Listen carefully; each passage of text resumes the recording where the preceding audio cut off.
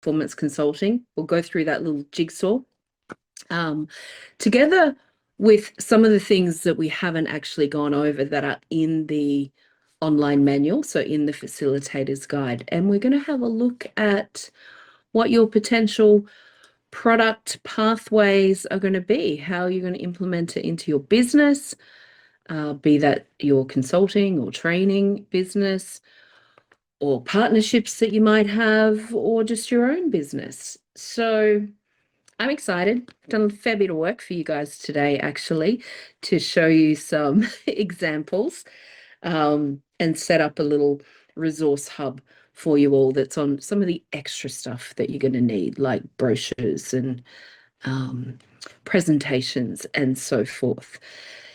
So let's kick off with just hearing from some people. Here you are on day 8 of the second week. um, what is it that you would dearly love to have as your outcome of today, knowing that we are focusing on pulling the jigsaw puzzle of the components of performance consultant together into product offerings, and also deep diving into your client and your pathway. So just spend a minute or two thinking to yourself, what is your key outcome that you would like? And then we're actually going to come around and hear that from everyone, so we can tailor things a little bit to you as well.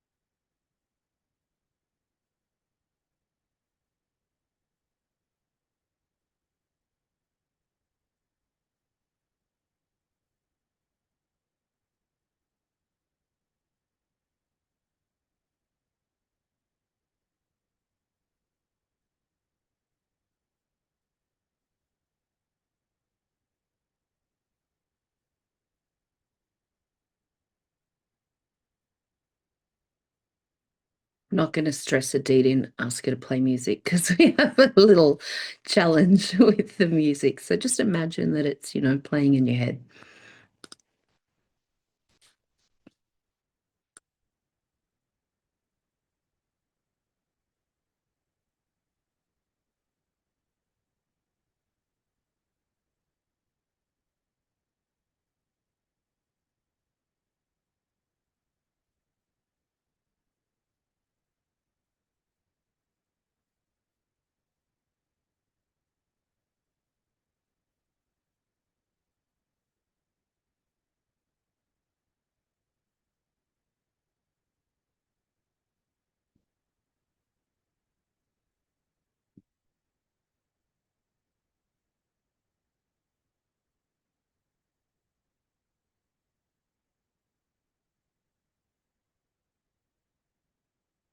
Okay.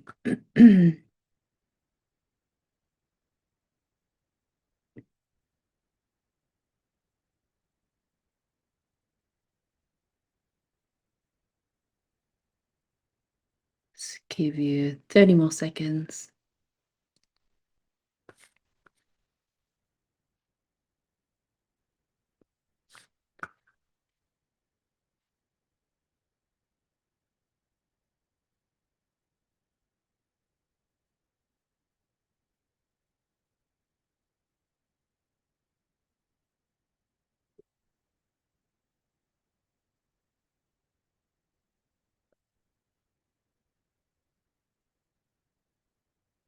I think that's about 30. Okay, uh, I'd love to hear from each of you. I'm going to purely go alphabetical today. So, Bally, that means you're up. Good morning, good evening, afternoon. Mhm. For me, the thing I want to be able to answer is what is my offer? Like, what is the thing that I'm gonna present to others, and have an outline and be ready to roll by the next few days. That's my intention. Nice. Very good. Okay. Thank you, Bally. Um, Clara, hi. Good morning.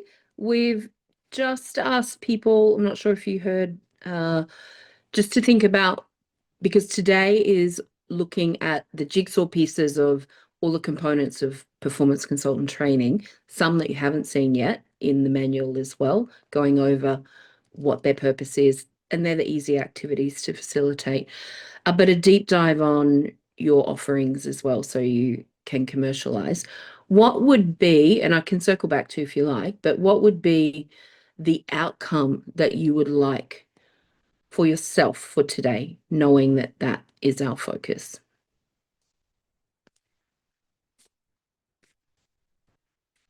Do you want time to Um, think or you so it's good? okay. To know, to have different possibilities or different options, to be able to offer clients to add more value or even more Okay. value. Okay, cool. Got it. Awesome. Thank you, Clara. Uh, making myself work, knowing the alphabet. A, B, C, D, E, F, G. Okay, Grace.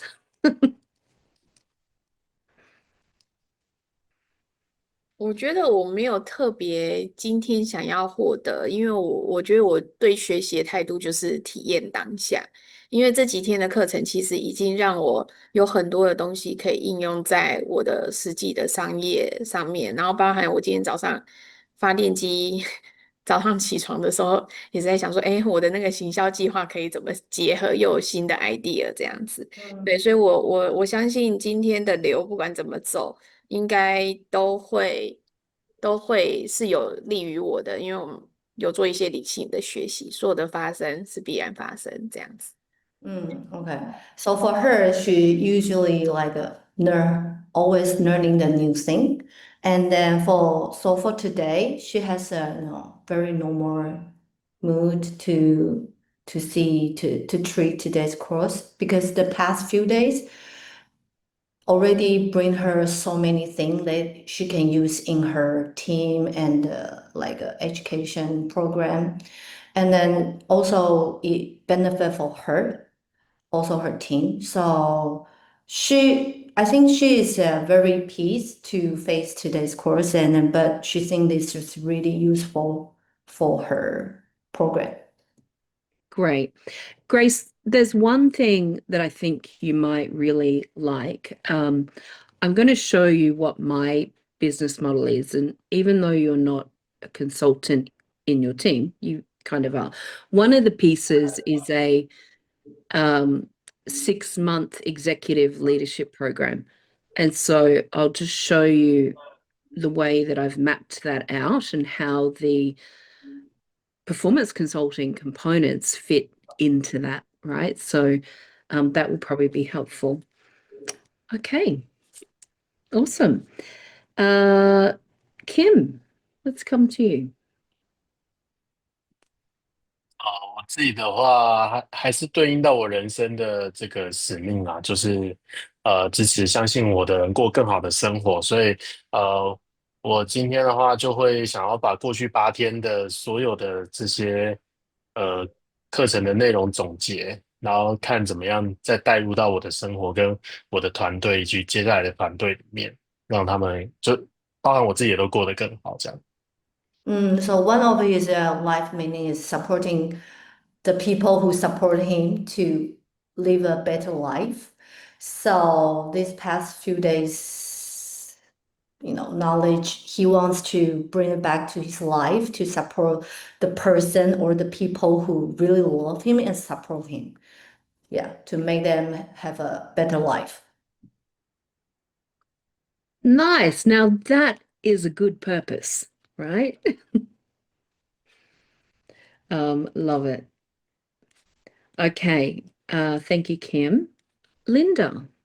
Linda and Michael, you're both up next. Yes, good morning. I don't know if my voice is carrying today. Well, some ideas of how we can implement these things in our both our existing product suite, but as well in new coming products that we are creating or about to. I also love all of the extra gigs and upsell options that you have already presented. So some kind of, smorgasbord that we can pick from. How can we add that and that as an upsell? I love that. To Okay. tailor. Awesome. And pricing, have an idea of that as well. Huh? Thank you. Michael. Yeah, and for me, it's about putting all the pieces together. It's been great.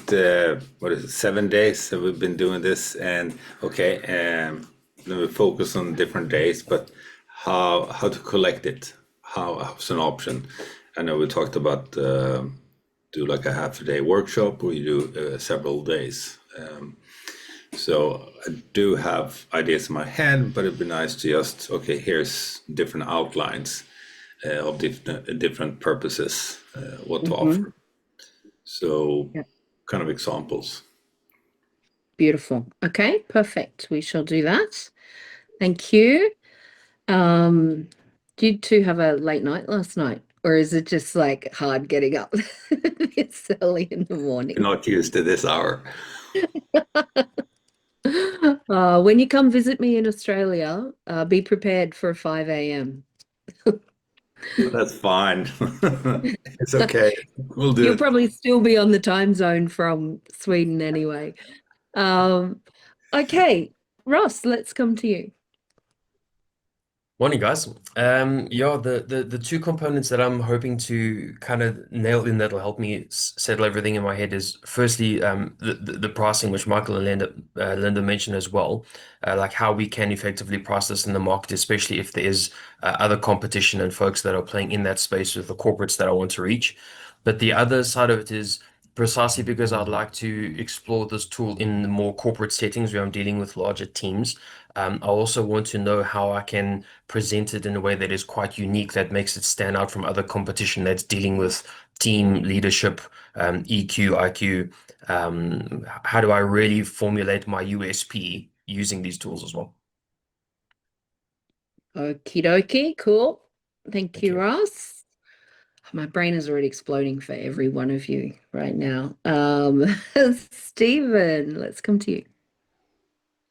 I very much get feedback on the fly as a star, so I'm interested in seeing what other people kind of see as value to what I'm working on, who are immersed in the wealth dynamics system.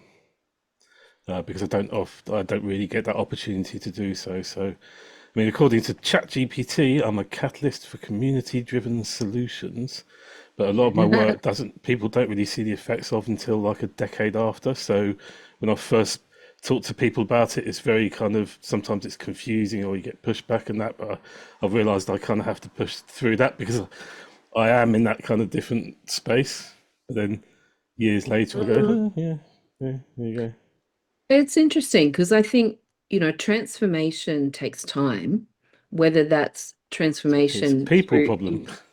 implementation of a project or transformation of humans, but always I'm looking at what's the long-term win and outcomes, but what's the short-term as well.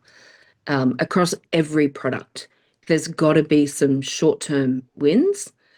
Well, that's exactly, yeah. I mean, Long-term gains. maybe that's what you're saying, but that's exactly what I'm looking, just to see that kind of glint in the eye or kind of the, dismissive or whatever. It's just that obviously the person I'm working with is only just being introduced to all this now. So, but to see it from people who've used over the system and encountered issues and stuff like that, it's just be interesting to see whether they go like, well, you're crazy or whatever. Like, Okay. so, All right. Very good. Thank you, Stephen. Zoe. 觉得这2周的学习量对我来说很大，这是第一点，所以我还在吸收中。第二点是，我觉得我已经在准备好，因为我是 Grace 跟 King 的黄金金三角色之一，所以我已经准备好帮他们落地跟细节化他们的 program。然后第三个是，我觉得线上有一点可惜，因为据我所知，实体的话会有参会，是更多时间可以跟这些 leader 交流的。那也许我们谈论的话题会更超过这个线上的内容，那我们也许会有不一样的火花。So for these past few days, the knowledge is the information is really huge. So she still digests it, and then that's the first point, and then the second one is like she's the golden triangle between Kim and Grace. So now she's trying to make their thinking real, and real it can be, go for it or truly to do it and make it more detailed. So that's the second point. And then third one, she feels sorry that we cannot, have the course in person, because if we can meet each other in person, then we can communicate more, talk more than online course. So yes, that's her feedback. I hear you. I think we all agree, but I'm sure we'll make it happen. I said to Michelle, 2026 needs to be a big in-person PC course. I have run PC with 50 people before. That required both Jan and myself to do it. And it was big. So that's the target I've set for Michelle. Let's get 50 back in the room. So let's put it out there, hey? All right. Thank you, everyone. I'm sure we're going to cover all of those things and then some. And hopefully not leave you with too many more questions than you have answers, but also acknowledging that there is some work that you will need to do after this. Speaking from having mentored hundreds of people, hundreds and hundreds, myself, but in Rogers community through our iLab programs, our Crystal Circle mentoring, our masters, mapping out your business model and your offerings, it takes time, right? But some of you have been working at it for quite some time, so we don't want it to take forever. Some of you it will drop straight in and you can probably start selling and launching next week. Others, you'll go, okay, I'm going to marinate on this a little bit more, and you've got time because you're integrating it into some of the things that you're doing. And, maybe if you sit and focus on that a week or two, it will pop through. So I'm excited to share this with you today. As much as I love the leadership and team performance side of things, I am an accountant at heart and a business consultant at heart. And so the commercialization of your value, because the value is not just you've now learned Rogers performance consulting system. The value is what you bring to that as the facilitator. And that is all of the rest of you that your experience, your knowledge. And as Ross said, like, how does that combine into his uniqueness that sets him apart? In a noisy, busy world of consultants and leaders and coaches and so forth, right? So on that note, I'm going to go through this where it's like a map for you, okay? So you know the pieces that you really need to complete on to do this well. And the first part actually comes back to the wealth spectrum and mastering that yellow level, which is the first level in the enterprise prism. Okay. So for some, you are moving from orange level to yellow level. Some of you have been at green level and have come back to yellow level from the point also of redefining what your offerings are to the marketplace.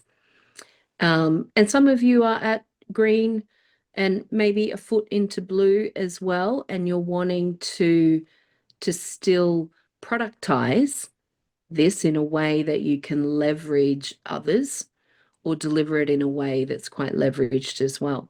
So it all starts with us having a really solid foundation being built out at yellow level. I'm going to take you onto the Genius U platform for a moment. I mean, this that I'm about to show you is a whole program in itself. You know, when we do iLab for a week or 2 weeks, Ross, how long was your iLab? Was it 2 weeks or a month or? I was the first one in Tau, so ours was just under 2 weeks. I think it was 10 or 12 days. Okay, and you had Terry as You your and main. Terry, yes, yeah. For Terry was anyone the. else who's wondering, you should definitely do iLab. It's 100% worth doing at least once Well, in a life. iLab's not on the books until next year, so Pre-sales then. but it will be happening. And iLab is where we focus at purely yellow level, and how you build out your business. So same with Crystal Circle mentoring. Now it is on a micro degree, right? So if you come into Genius U and under courses, you will see under the Genie micro degrees, these are all of the ones that are Rogers, right? And here you will see the orange to yellow level.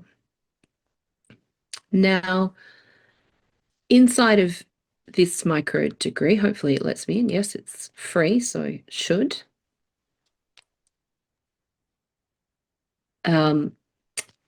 As always, there's a little video from Roger explaining it. So yellow level is that mastering the flow of the marketplace, basically. So how your business is set up to be a attractive light.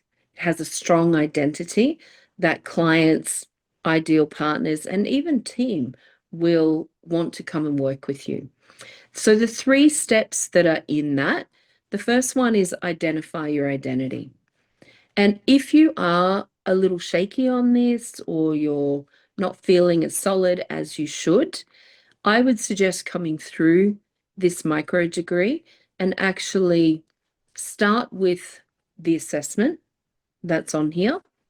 And this helps you craft out your identity. So for example, I have 3 successful people whose path I identify with.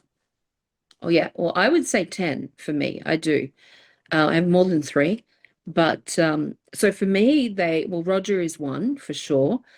Tucky Moore is one. Daniel Priestley is one, and Taylor Welsh is definitely one. There are more, but they're 4 people that I currently, and this was not the same 4 that I had last year, but they're 4 that I look to more so in the way that they've built their businesses. You know, how is it that their identity has stood out? When have they gone from being the personal brand to a company brand? How have they also still kept their personal brand feeding into the company brand? Like, where have they shown up on platforms? What type of things do they talk about? What's their message that sets them apart? And, you know, Ross, for you, this is a big, important piece, because if we just go and start advertising and spruiking out content, let's say on social media, right? We are in amongst the noise. You know, there's a point where people don't want just another PDF or an ebook or something like that. They actually want to know what your core message is. So we've got to first stand for something. And that is what this identity piece will go through. It helps you craft your bio, your identity statement. So this is really an assessment to begin with. You go and answer these 10 questions, and then you will get a score. And then what comes next is actually the playbook as such to, if you, wherever you've scored low, you might see that is one of the priorities you want to go and do the actual exercise on. So for example, I have 3 successful people whose path you clearly identify with. You know, who are your top 8? Who are your top 3? What do they all have in common? What do you have in common with them? You know, by committing to a similar path, what would you need to change? And these are short questions, but require quite a amount of depth to them. I also, interestingly, when I mapped out what my whole business model is and my thinking and all my frameworks kind of developed, I did put it into ChatGPT and I said, now I want you to be Daniel Priestley. If I walked into your office and presented you this as my business model, and this is my overarching frameworks and all the things that I'd done, what would your advice and feedback be to me? All the way from critiquing its structure to now, because Daniel's out there on the web, right? In so much. I know them well. I know Daniel, I know Taki, I don't know Taylor.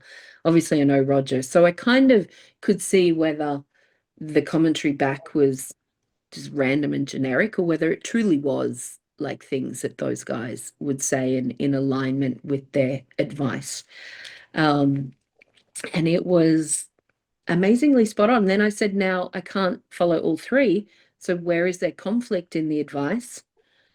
And of course, free will and choice. So I was also tailoring it and challenging it and so forth. But, you know, ChatGPT kind of acted as my mentor because I knew what I wanted, what the destination was. So I did that from this. I know this so well that anytime I'm looking at how I position myself as a brand in the marketplace, I'm coming back at this identify your identity. So you would go through that step, right? Then I'm going to flick through to the next page. And this second step to master yellow level is mastering your market. And this is what we're going to look at in a way today. I'm not going through the whole playbook here, but we're going to tune in with some of the top things. How well do you know your market is important. Like, what's the market size? How many customers are there? Are you delivering the value your market actually wants? Right? Are you leveraging that value as well? So this assessment takes you through who is your market, who are your biggest competitors, and what's their pricing. So it gives you an idea on pricing as well, and comparing apples and apples. You know, if there is someone that is out there with, you know, phenomenal success and loads of experience, and they're charging a top tier rate, and you haven't yet got the proven concept, then you might aspire to be that rate, and you can see the clarity of what they offer, but you might want to bring your price point down a little bit, right? If you don't feel confident in delivering that. So you want to research from the leaders to the peers to, you know, to as peers, essentially people on the same level as you. This also goes into, do you have 3 distinct market segments and customer avatars for each one? I touched on this, can't remember if it was with Bally or Clara, but overall it's, you know, do we have an economy, business class and first class ideal avatar in our segment, right? I'll show you how I have crafted that. And there is no, so my 3 will possibly be different to someone else's 3, right? To someone else's. because of the niching that you're doing as well. I'll explain that for you. You know, do you have a clear and unique customer promise? I'm going to show you what my customer promises are. So I'll show you what my 3 avatars are, what my overall customer promise is, and then what the customer promise is for each one of those 3, so that you can see the distinctions, right? You know, do you have products that solve their problems better than your competitors? Do you have prices that match what the market also can handle? And then this is talking about how will your customers actually reach you. So I would say this is definitely a hot topic for everybody to work their way through as well. And of course, there is a playbook. I'm going to skim through to the next one.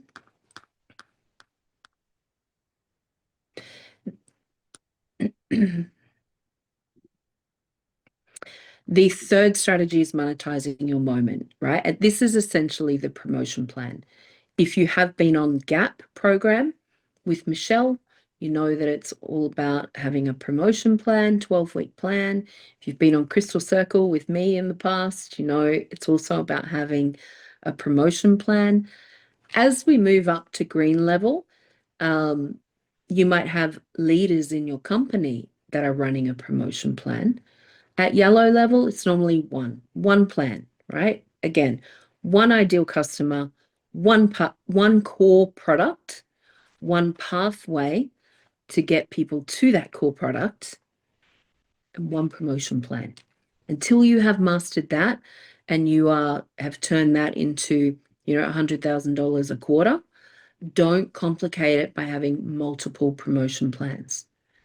Doesn't mean you can't have more than one product, because a promotion plan is not linked to just one product, but it does, you don't want to have multiple core products happening, right, in your promotion plan. So this assessment goes through all of that. Do you have the rhythm? Have you set your financial objectives? Have you set your development and learning objectives? Do you know what you need to be focusing on a monthly and a weekly basis? So this is the execution point, right?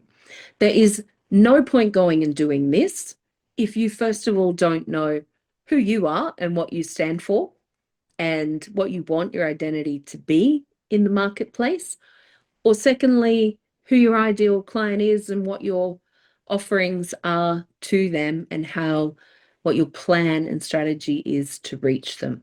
So this is why it's a third step, right? We have to do the work and get that in place first, and then we move on to the promo plan.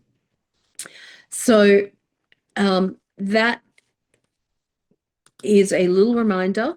Aditi, if you can just make sure there's a link to this micro degree, that would be fantastic. And let me see what's happening in the chat there. I just saw that pop up.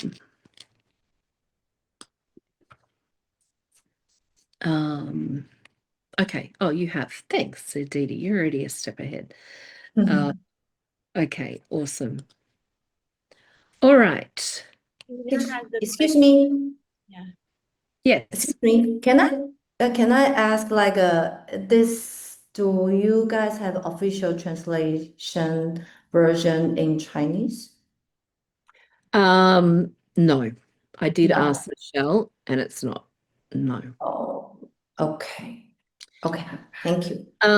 However, it's probably worth chatting to her about because we have taught iLab to Taiwanese group before, right? Mr. White, Leon came as the interpreter. And so it's possible that they've translated all of the presentations and that. I just don't personally know where any of that is at or what they have and haven't done. So I So should ask Michelle. yeah, Okay. yeah. Okay. Otherwise, you know, whether you can upload it and it translates accurately, I'm not sure how the translation. I know Japan has a little hard time with the translation If you go happening. to Notebook LM on Google, you know Google's Notebook LM, the one that makes the podcasts out of things. Yeah. So if you upload any document there, so I've uploaded, for example, some books that are written in Thai language. I think it's, I don't know, sorry, is it Thai? But it completely understands it and can make a podcast out of it for you, and so that does translation as well. Obviously, the podcast will summarize it, but if you want a literal translation, then it should be able to do it fairly 你刚刚说，其实 easily. 我 So 们已经有用那些就是 AI 也好，ChatGPT 也好，或 Google 也好的东西去翻译了，但是那翻译的内容其实我们还是没有办法完全理解，所以我们也有请人来帮我们做一些翻译。对，这个如果说你们官方没有办法提供的话，其实我们也需要花费非常大的心力去翻译内容，让我们真的可以理解。因为像我们现在也是有在看翻译啊，其实我们有看没有懂就是好像字都可以，但是我们没有办法真的 get 到那个深处他们 meaning 是什么这样子。就是他翻的中文意思，我们其实不确认他是不是真的符合英文想传达的了，因为那个语句，对， Because we truly recommend you guys can provide the officially translation because we try so many different, like we mentioned before, we truly value this program. So we try so many different way, like GPT, Google, or anything that we can think to help us translate all the thing. We even hire someone to help us to translate everything, but we are not 100% sure is that match the original meaning that you just mentioned. So Yeah. if you guys can provide that, we'll truly appreciate that. 因为这个东西不是只有语句的问题，是因为不同的财富位阶，那个思维不同的那个面向，就是我们找的翻译人员，他如果财富位阶没到那的话，其实他也没办法翻译那一些的东西让我们知道。Because we are talking about like right now, like we are talking about how to go to from yellow to green. But what if the translator is her level just in red? She really cannot truly understand what we're talking about. So the thing that she I translates. understand. So just let me recap, because it's been a while since I've been inside of the Genius Group company, so I couldn't tell you who is the current global partners, right? I know that Mr. White was the global partner in Taiwan and had, therefore, global partners are the people that translate everything. So we don't translate it with the hope of a few people using it. It requires a global partner that is going to really launch it into their country. So Mr. White was a global partner when I was there and had been for many years. So I know that there was different degrees of work done. I know all the reports have been translated into simplified Chinese. But I don't know how far they were on all the other stuff. But I delivered an iLab to them. We also they've done the flow consulting. I think maybe the performance consulting, I can't remember. But Michelle will be able to tell you if they are still current, how you can work with them, what we have, because Genius Group will also still own the rights to all translations and that as well. I just don't know the answers to that, Grace. Michelle's your person that will, but it's worth having a one-to-one conversation with her on it. Okay. Okay. Thank you. Pleasure.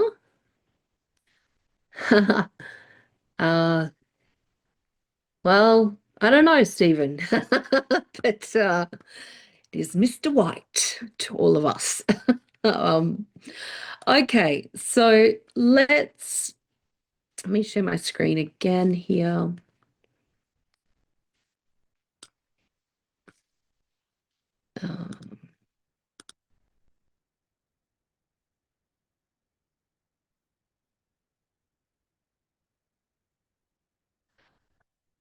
Okay, so first step, work through the yellow level micro degree for the pieces that you are not strong in. Customization and productization of the PC work. Let's have a look at that. So the first thing we want to consider is, who is your ideal target client?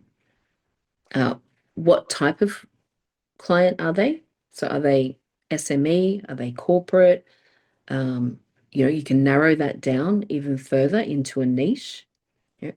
It could be, are you just focusing on, I could focus on manufacturing if I wanted to. Ross could focus on the ministries. You can narrow into an industry niche. You could also, you don't have to narrow into industry, although it is somewhat helpful when you're starting out. You can also niche by level that the client is at, right? I have some friends that are niched into family businesses. And so that, whilst it might have a large proportion that is manufacturing, not always. They have clients such as bus companies. They have, retail chains, various things in there, but they predominantly focus on family business, and they actually bring wealth and talent dynamics in so that they all understand how to communicate with each other better, and how to get aligned with their vision and their goals and set that rhythm in there.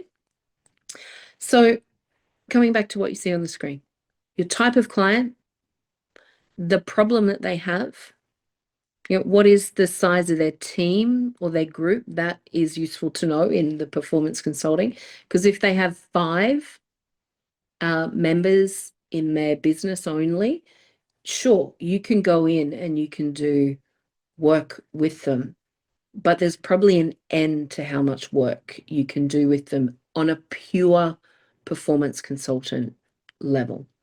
When you have bigger organizations with more teams, then there's more that you can tend to roll out. Where are they in flow? Where are they out of flow? I mean, to me, that's like, what's their problem, right? What time and space do they have available? This is, I'm going to flip on to more looking at the customer promise, right? That is definitely Jan's way of expressing it, a little different to mine. But essentially we are, who's your client? What's their problems? How big are they? What are the inflow and out of flow things specifically related to PC? Where is their trust not being met? Where is their flow issues? Where is their rhythm not in place? And what's the impact of that, right? Again, you might choose to look at the entrepreneurial and SME side. You might choose to look more at the management teams within corporates. So I wouldn't suggest you try and do both, because they are different, right? You can, if you have a strong identity, but if you're just starting in your identity, I would choose one niche of SMEs or corporate. I wouldn't try and span both of them. Okay. Any questions so far? Let's just, in the chat, I'd love if everybody could just type in, what's your current thinking? Are you focusing on the SMEs or on corporates? Or maybe it's just individuals, right? That aren't yet in either of those spaces. I mean, normally an individual would be inside of a team player, right? But you might just be focusing on getting them into flow. So just type in the chat. And Grace, you know, for you, there's obviously going to be your own business, which would be in the SME space. But then, and if you're wanting to roll that out with others, you know, are they still in the SME space, or are you going for a big corporate chain of people? 什么意思？ Yeah.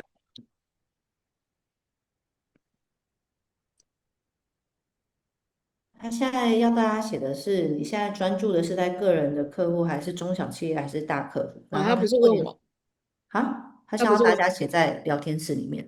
不是问我，我以为他问我。你刚他刚说问你的是说你现在就是要从中小企业转到大客户嘛？大不是啦，大企业嘛？我以为他刚刚是问我啦。他是问你啊，哦，这他有样，问你啊，对，所以我现在要现在回答吗？还是这样？没有，你就是打在聊天室。好。 So, Clara, are you talking C-suite at a corporate level or C-suite of, say, a medium enterprise?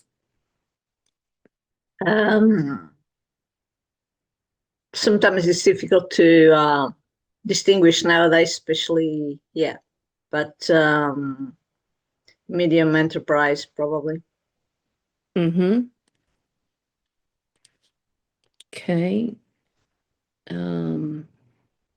I'm just writing a note here as well.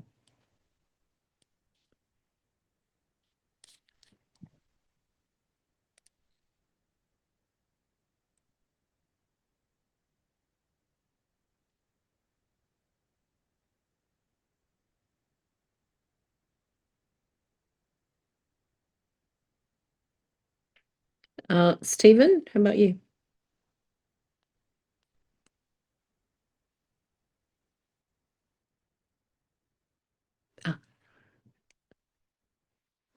I said, I know, I'm sorry, it's more than 3 words. That's okay. I didn't ask for just 3. Yeah, so it's just to maybe word it, it's people that are in organizations that don't actually exist at the moment, but they share a common purpose and common goal, like people, like parents of children who are labeled certain things within autism or stuff Yeah, like that. So we're, perfect.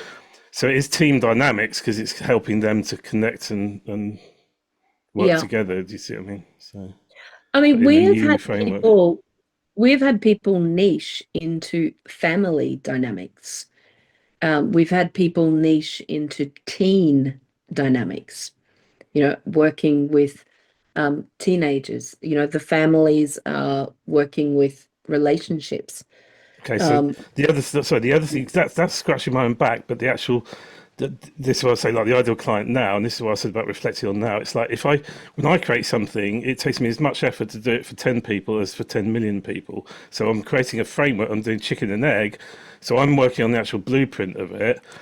So I'm more interested in what you can do for like 1,000 of these groups. So I'm starting at what I know because we have issues here, like who defines what PDA is or something like that, you know, in the DSM. I think it should be the people there. So I'm starting there, but with a view. But as you said quite rightly earlier, you've got to start somewhere and you've got to start getting the business working. So so at the moment 100%. today, I'm just. And also, yeah, sorry, Stephen. Well, to say, yeah, because I'm focusing on getting it working. Because as you say, they take a long time. It's about people. I can write the technology, no problem. This is what I've said to entrepreneurs throughout the year. They come to me and they go like, they seem to think that I'm going to write them some great technology and website that's going to make their crazy business idea work. And it's not about that, is it? You don't know until you, as Roger says, you know, it's you think it, do it, review it. So that's the point. But at the moment, I have to go, rather than all these years of it just being in my brain and copying what other people do, you know, I'm actually taking it out there, and you've got to start actually getting people to work together and stuff like that. Yeah, 100%. And that's huge, right? And you know, as Roger will remind any of us, straight from the heart or a slap in the face at times. You can't beat the order to grow things, right? We got to start at proven concept, and then we move our way around. But even more so, and I didn't cover this with you guys because again, it's just so much in itself. But not only do we have the wealth, like these are so many of the frameworks. So we've got the wealth lighthouse, we've got the profiles, we've got the rhythm, but we've also got the impact meter, right? And the impact meter is like, how many customers do we have? Or how many are we going for? So, you know, if we have none, the first step is to just get one, right? Is to just, and even if it is testing out, take me for example, like I'm now in between level 2 and 3, but when I was working even with, like, how many people have I worked with overall? Like, definitely between level 4 and 5, but at any one time in my business, it's between level 2 and 3. And so when I had the first 10, it's kind of laborsome, but easy enough to kind of manually, work with ideas and concepts and flows and assessments and stuff like that, as you're figuring it out, as you're testing things, as you're building the bike, as you're riding the bike. But then once you start growing beyond that, you need to have things that are leverageable, right? Replicable, to grow. Otherwise, you just can't leverage. Like you also can't do things at scale. So this impact meter is also very important to know. And, Rogers, we can definitely give you these slides. Aditi, if you can put these into a PDF and send them so you can have a look through them. And but we're not going to cover it in depth here. But Roger has gone through what's the do's and the don'ts at each level, and also by the profile as well, right? So if you are getting your first 10 customers, product, you want to focus at finding out what is and isn't replicable in the solutions your customers find most value in. So, if Ross is starting out to redefine this, I wouldn't say go and trademark everything, go and create, all your digital assets super fancy, even though you can do it quickly. When you're going for your first 10, you got to figure out and fine tune it still, right? Don't get caught up in delivering results without turning your value into a product or productizing too early. And then he has, what to do, kind of do and don't do, overarching as a profile. And then as you move to 100, for example, then this is, okay, at the product level, we want to focus combining the value with the market leaders. This is what Stephen's starting to say, right? Like, how does he go from 1 to 10 to 100 to 1,000 to 10,000 and beyond? Is actually going through these steps. And when we do these steps well, we can move through it at an accelerated pace. There's different terminologies for this in every industry, from a pilot program to, tech being at, a certain stage, a beta, and then released later. So this is really, really helpful. It's fine to leave all this stuff in there, Aditi, just PDF the whole thing. So yeah, will that be helpful to you all? And does that help make sense? There's still a level that you need to build one at a time.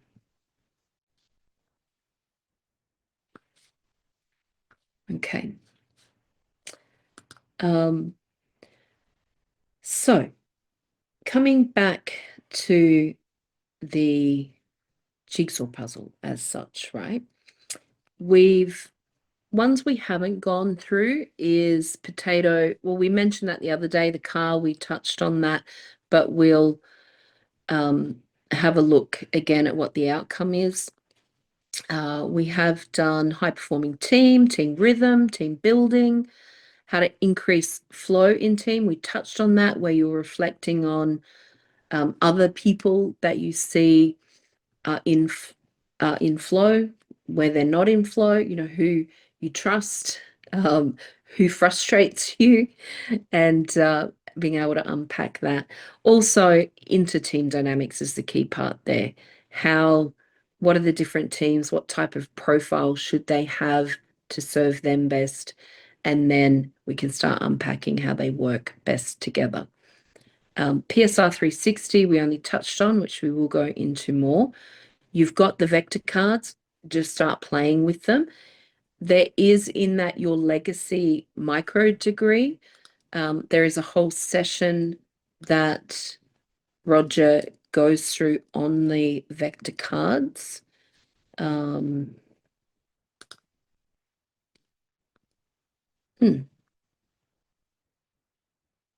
don't want this one. I want...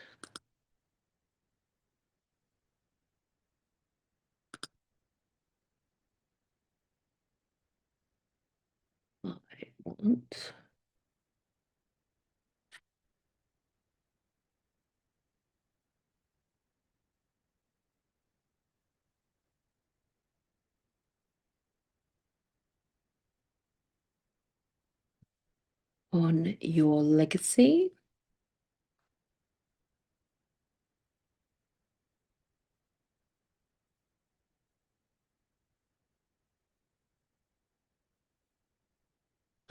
Love the 7 Truths. Definitely watch that if you haven't already.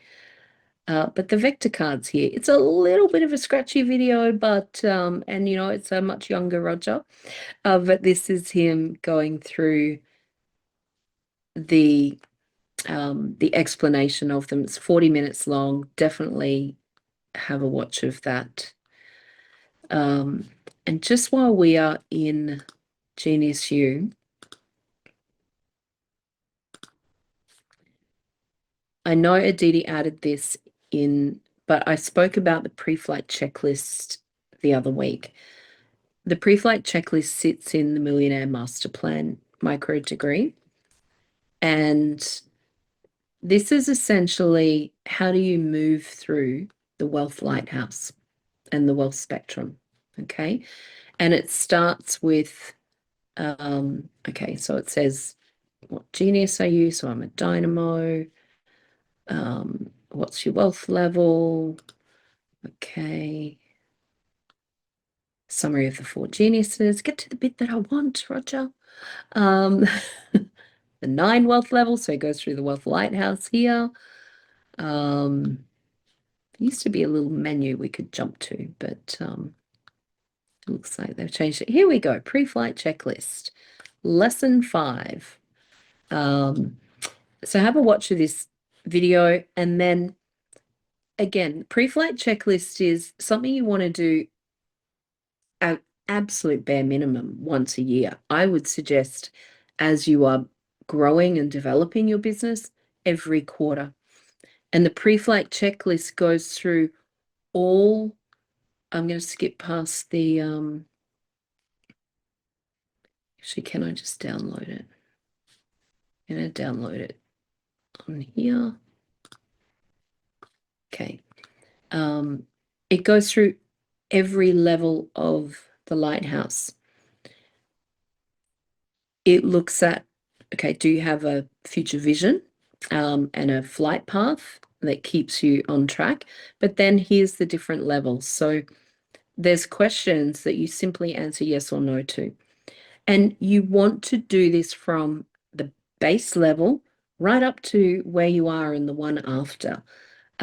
If you are, hey, I'm at yellow level, don't skip doing the foundation level checklist each time you do this, because this is, it's like getting in your car and going, well, it was full of fuel last time I drove it, but many other people have driven it and had an influence, and you don't know if it's still full of fuel. You need to check. And that's what this takes you through. So if you answer yes, then fantastic. If you answer no, that's when you go and do, like I showed you, the actual 10 question assessment on each of those strategies. So this is at a top level. And these are the 3 that we just had a quick look at before at yellow level. Identify your identity. So here, if it's, I have a clear path to my ideal identity with role models to follow and a clear identity today that I can express. If you're a no, you would tick that. And then you would go and do the actual full 10 question assessment under identify your identity. And then you can work through the playbook. So this is a means to self-navigate through the priority areas of your business that need your focus. So the pre-flight checklist is super important and often forgotten by people. So definitely make sure you do that. Who here in the room has done the pre-flight checklist before? Give me a yes or a no.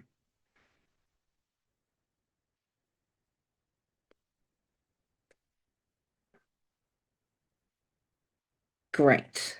Okay, keep coming through with everyone with your answers because I can't see everyone in the camera. If you answered yes, tell me, when was the last time you did it?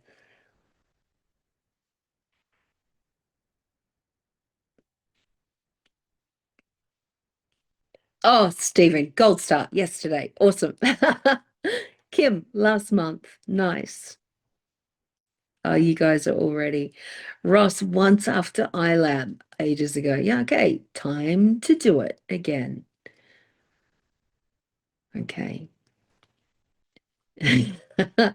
All right. So well done, those that have done it in the last month. If it's been some time, put this on your things to do on the weekend for sure. And do it every quarter. Let it be, again, your navigation tool to help you dial in to what is a priority for you. Okay, I'm very passionate about that. You can even use that in your consulting, right? If you're working with teams or businesses, particularly in the SME space, you can definitely go, does the founder or whoever is the face of the business, what is the identity there, right? What do we know our ideal customer? Are we solving their problems? What's our price points? Okay, where am I up to here? So breakthrough and collaboration and performance. EXO game, we did that. That was a lot of fun, right? Earn as much as you can. This game is amazing. It's a tricky one to do unless you have a decent number. I would say like 15 to 20 people. Okay, let me take you to it. Earn as much as you can.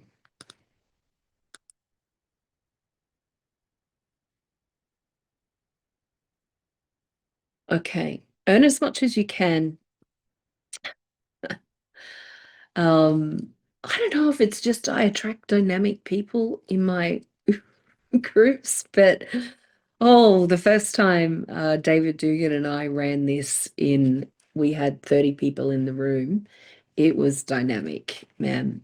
It is a breakthrough exercise and it takes a bit to set it up. You need quite a space. You need some props and things like that as well. But there's a whole there are 10 rounds, as it says here. This is the premise of it. Where are we?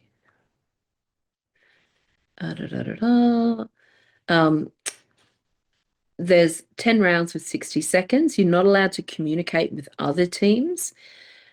Basically, each team, it's a little bit like betting. Each team has to decide if they're playing an X or a Y card, and then you win points based on it, right?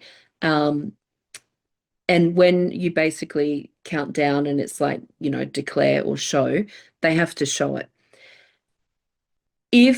What can happen is the person who's showing the card can go against their team's wishes. And so it brings out a whole bunch of dynamics but we agreed you would play X and you played Y, and things like that come up, trust and so forth. So it works like this. If all 4 teams show X, all lose 10,000. If 3 show X and 1 shows Y, then X's earn 10,000 and Y loses 30,000. If declarations are split, X's earn 20 and Y's lose 20. If one team shows X, that team earns 30,000 and the Y's all lose 10. If all show Y, all 4 earn 10,000. It gets a little complex. You really have to get that in your mind. You need someone who's essentially emceeing it and somebody who's writing the scores. So it's basically earn as much as you can. So you want to play the game by declaring an X or a Y. I mean, the highest way is if one team has X and everyone else has Y, you actually score the most points, right? So the team might say, no, we agree, we're going to play Y. And then that person plays an X. Now, because they're going for the big bet. Anyway, there's all rules here that you do it. And you do play the first 4 rounds according to the rules. And you can even, shorten it. 60 seconds sometimes can go on too long. And then on round 5, you bring in another multiplier. So this one, you might say, this time you're going to be able to earn 5 times as much. So all of those figures before multiply by 5, right? Play 6 is normal. Round 7, you multiply scores by 10. And I mean, it is absolutely phenomenal what happens in the room. Again, you go through round 8, but shorten down the time. And then you have scores that are, big disparities between them. And then round 9 is a multiplier of 100. 10th round is a multiplier of 1,000. So people can still catch up, right? And win. Basically, the purpose of it is to see how the team communicates, what their tactics and approach is, and also what happens under this pressure of competition. So when there's pressure of time, there's a nominated person that's playing the card. So, you're looking for team agreement, but then you might have a rogue person. When I say, oh my gosh, what happens? I remember we had in one team, so these are all business leaders and business owners, I should say, anywhere from $1 million up to probably 5 million in that group. And 2 of the people were in one team. 2 of them are actually very good friends of mine. I've done a lot of work with them over the last 10 years. One guy called Carl, he was the person showing the card from the team, and Jesse was in the team. And Carl went rogue, and he would, on occasions, show a different card to what the team had agreed on. Because he kind of had a game plan and he wanted to play, and they could do that, right? And I remember Jesse, 2 grown men, I remember Jesse standing up and he was furious. He was like, Carl, I have no trust in you now. It was like exactly what you want to happen in the game. I have no trust in you. You continuously go against what we decide as a team. This is a team game. It's not a Carl game. And so, like, tensions and emotions were just up. I mean, it's just a game. There's no real money. It's just written on a scoreboard. You know, we're not actually at the casino. It was absolutely hilarious. In the debrief, I mean, those two people, Carl is a star profile, Jesse was a mechanic. And it's not that Jess is against risk or even people changing their mind and kind of going on that hunch, but he values communication. Team know that, you know what, guys, thank you, but I'm going to override it and I'm going to play this. Or whatever it might have been. So lots of discussions came up about profiles. They came up about competition, about trust, also about flow. Like, could they even get to a unanimous decision within the 30 or the 60 seconds? Or, what motivated the person declaring the sign to make the decisions that they did in contrast, or collectiveness as well.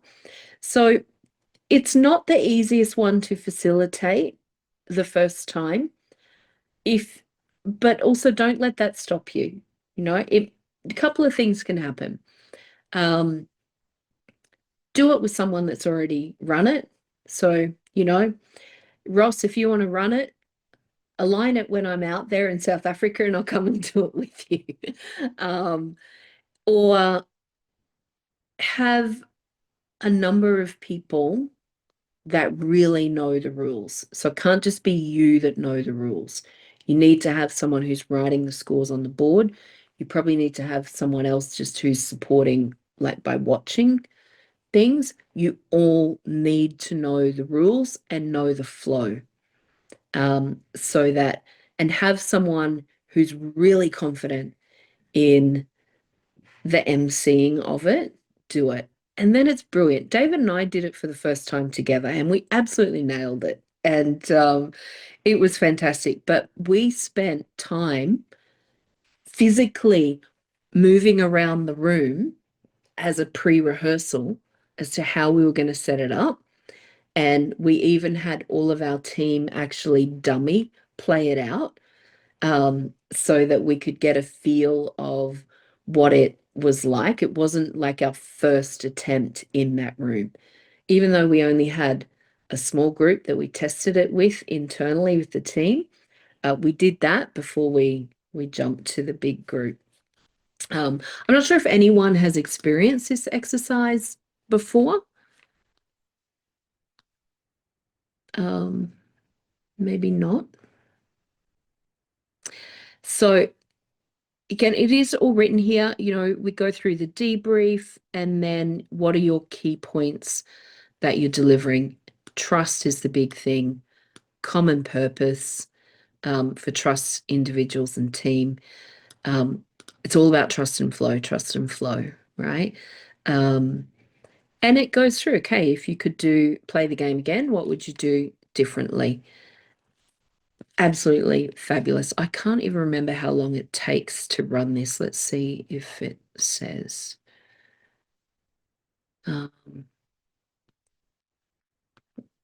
Jan hasn't got it on there, but 10 rounds at 60 seconds. And then I would say the longest part is actually the debrief. So you would probably want to allow like half an hour to 45 minutes, depending on the teams, right? Who feels brave to think about putting that in? Yeah, I totally, Michael. Fits, people coming, making money. I'll come do it with you. It's awesome. Yeah, it's really, really good. So both of those noughts and crosses and earn as much as you can. People are awake.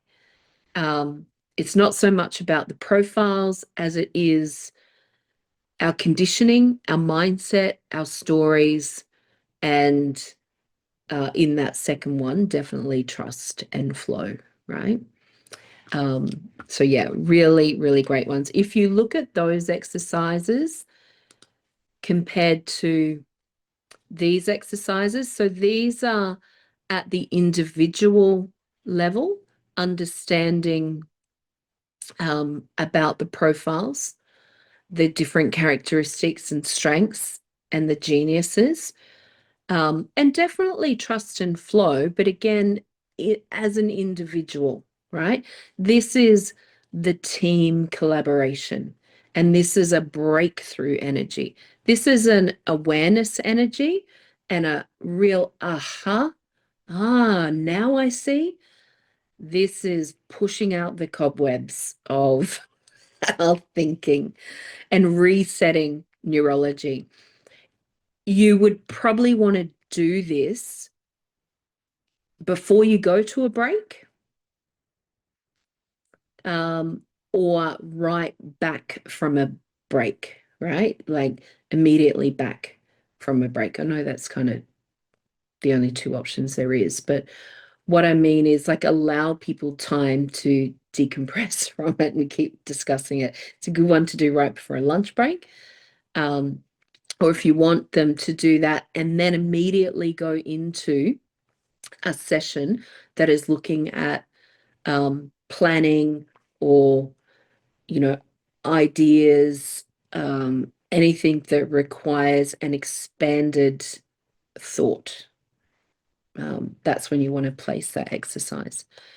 And then turning insights into flow. Okay, now we go, okay, we're going to unblock blocks to flow. All right, so you go back to the blocks that you prioritized with the team, you choose one, you look at unblocking it in the way that we did yesterday, but then you can also take it further and unblock it by way of turning it into a project. Okay, so turning it into a project, meaning, actually, let me take you to the manual, more so the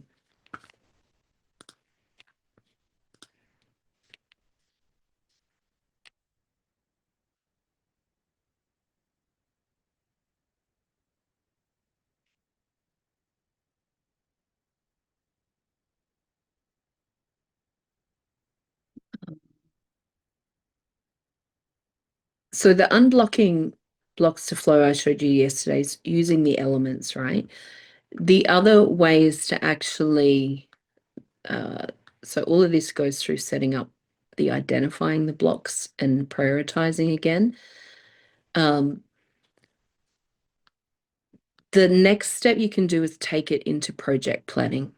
Okay, so we did this piece here, just simply looking at where does the idea or the block sit on the wealth dynamics square, and you know, therefore, where do we need to go to unblock that? Then what you can do though is for something bigger, let's say, you know, a block to flow was, I don't know, we don't know our offering, right? We need to revamp our offering to our audience. Then you can turn this into a full project.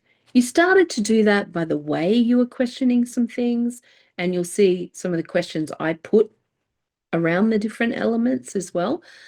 But this is where you would get in a team somebody to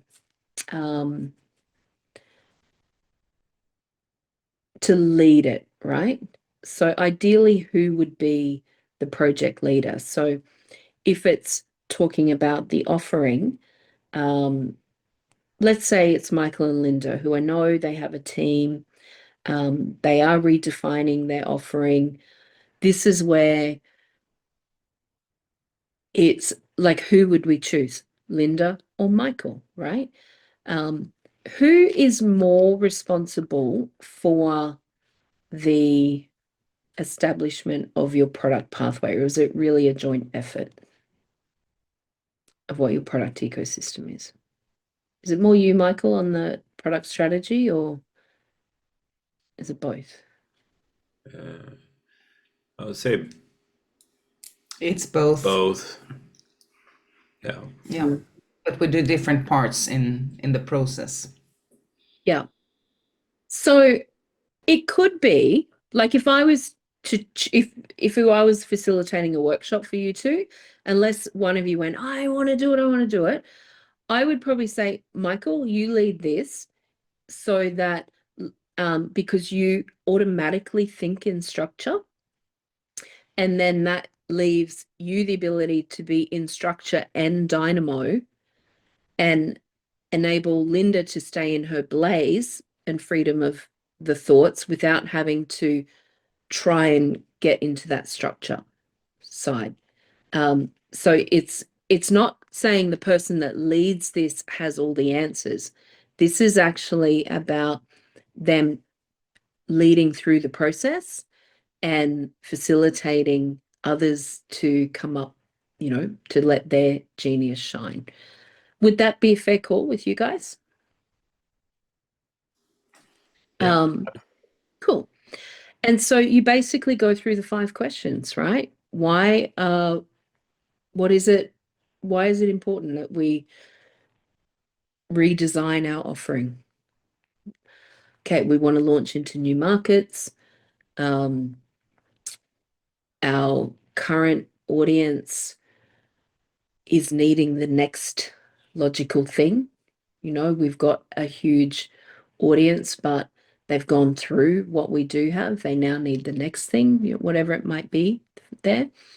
What is it? And this is where we go, well, financially, what are our objectives? What also is it that needs to be developed? So you might go, well, the main elements of the project is we want to make X amount of money. We also want to bring on board so many delivery partners. We also want to have some more promotional partners. We're also going to upgrade our curriculum and our content so that it's in, the year 2025 in how it looks and how we use tech, and just really streamlining it down to what is important, so on and so on, right? Okay, and then it's like, who is accountable for each piece within the project?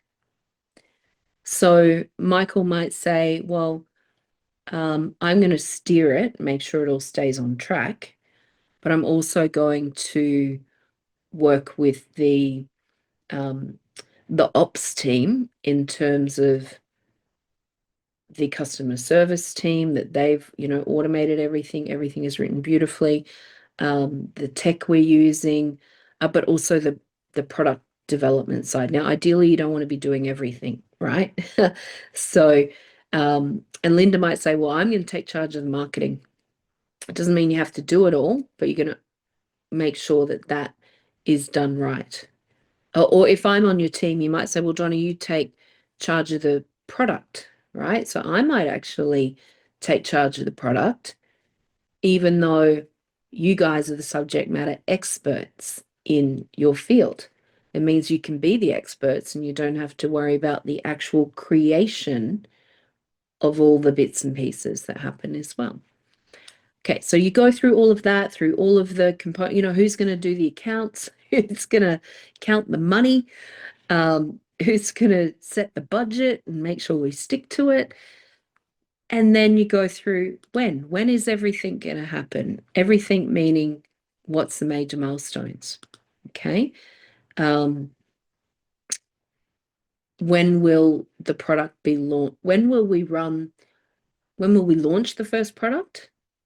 When will the website, the landing page for it be finished? When will the actual content be done? And so on and so on. And how will it be achieved is where you get into the measurements. Okay, well, we will have the first 2 weeks by this date, but we will see it completed. Like it will be uploaded to our learning system. Or, okay, our marketing, we will have all of the assets designed and we will see the content calendar, and we've also got a dashboard to collect the data as to the impact of the marketing and so on. These 5 questions are the 5 elements, right? So if you have done a promotion plan, it is exactly this: why, what, who, when, how. If you are doing a project that is not linked to a financial outcome, you still go through the same process. So I did this with Ag Solutions, and their project was to have a dust extraction plant installed in the factory because they have so much raw materials. It's very dusty in there. There's too much dust, actually, from a health and safety point. Dust then gets into the product, which is a problem for quality. And worst case, they run the risk of being fined or shut down based on council health and safety regulations, right? So they knew they were sailing close to the wind by not having this implemented. So when we did what is the overall block, we didn't do blocks to flow, but we did something similar, the rapid fire, in what are the key things that need to happen over the coming 6 months. That was one. And actually, let me see if I can just pull up the top level of it for you, if I still have it.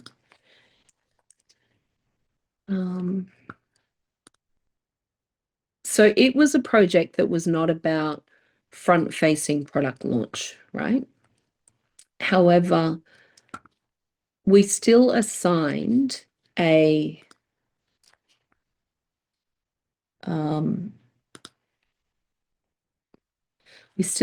monetary value to it.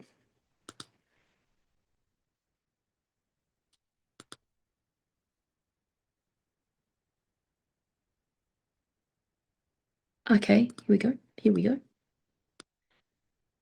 Huh. This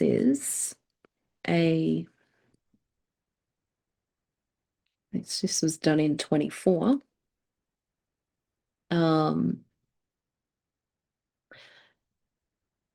So project charter, dust reduction. Why? Why is it important?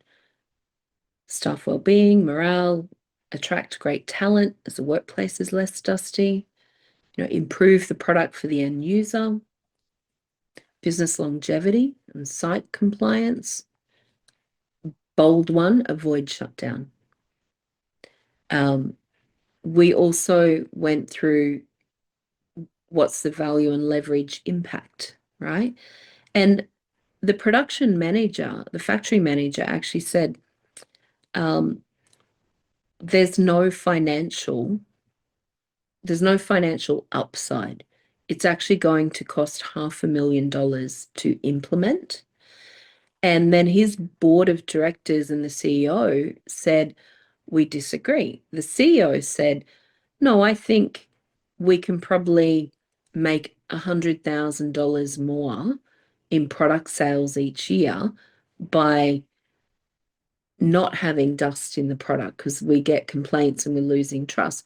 The board came in and said, let's actually refocus that. What truly is the opportunity cost?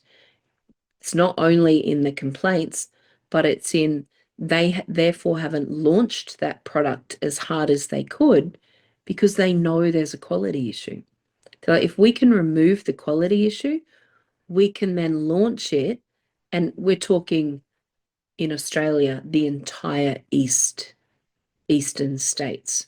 So we're talking 1 million plus, I would say even more. I need to ask them what that product sales is now. So it went from being, oh, it's going to cost us $500,000 to the value that it's supporting. You can see this is the value and leverage exercise, right? Sure, it's going to cost $500,000, but the value that it's supporting, you know, I said, all right, let's go from 100K to $1 million. Let's be conservative with that. It's probably more than $1 million, especially over a number of years, right? Start date, it was not 22. That was when they intended starting it. We did this in 2024. Actually, sorry, that was last updated. No, we did this in 23. They had been talking about it for a year. That's why it became such a block for the company and needing to come in. Then we go into the what. So this here is the what. You know, what's the metrics? Now, sure, we had financial metrics, but that was more on other products being sold at a higher volume based on once this was fixed. So what we also did was turn the financial objectives into other metrics that needed to be measured. What was the atmospheric test results? They said, let's do we want to improve staff morale. Well, how do we measure that? Let's do a survey now and let's do a survey later. And then there was a whole discussion around, do we actually want a survey? We don't want anything in writing. At the moment, we're flying under the radar. Do we actually fix it and then do a survey asking where it was, where it is now? All these discussions came out, right? Customer complaints reduced. They should be able to quantify that. Then we went into what's the development objectives going to be. And the production manager said, well, we'll have actually a budget, because the board said, if it's going to cost $500,000, that's a stab in the dark at the moment. Let's actually do a proper budget on it and make sure it's stuck to, right? Because otherwise $500,000 could become $1 million. And so that was a requirement, but it also was a learning objective for the person who was owning this, which is Jason, because he had never actually done a budget before, and he'd never done a budget that he'd stuck to, right? And this was the downside of this business, very, very cash healthy, just spent as they thought, right? And very good decisions, I will admit, but something like this, we really wanted to implement this because one of the other big projects that they then had to go into was a new factory build. We're not talking about 500,000 there. We're talking about 6 million minimum. So it was kind of, if you can't stick to a budget on this, then, you know, we've got some concerns about the budget on the factory build and that blowing out, and mum and dad having to come to the rescue of tipping more cash in again. So we still, hopefully this is making sense, because if you're not consulting just on how teams make more money through a promotion or a product launch or something, but it's actually the things going on inside of a company, you still want to follow this flow, okay? These 5 questions, and you can't go, oh no, it's not going to affect finance, so let's not measure anything there. The who, we went through who is in the team. Okay. Project leaders, Jason, who's doing product development? Andrew, who's doing the finance? Who's the engineer? Who's the build advisor? And who's actually going to do the project management? So Jason was the leader, but we weren't asking him to do the management and follow up all the pieces. This person actually extremely experienced, worked in Nestle for 15 years as project manager. So it's like you've got the resource. Don't not do this because you're trying to do it all yourself. Actually nominate who has the area of genius across all of these that's required.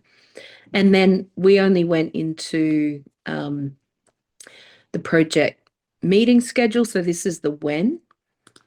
There's more when to flesh out the actual milestones, right? But we did that on a different document. We did also add in risk management here just to really anchor home the importance of it and the things that they needed to do. But this is I guess you could say this is how, to a degree, it's an analysis of what could go wrong and what needs to happen. So, the project management risk discipline to stay on track and manage a timeline, financial risks, unknown costs. So all of this here is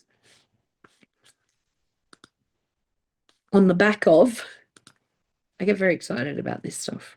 Hopefully you all do too. Where are we? Screen.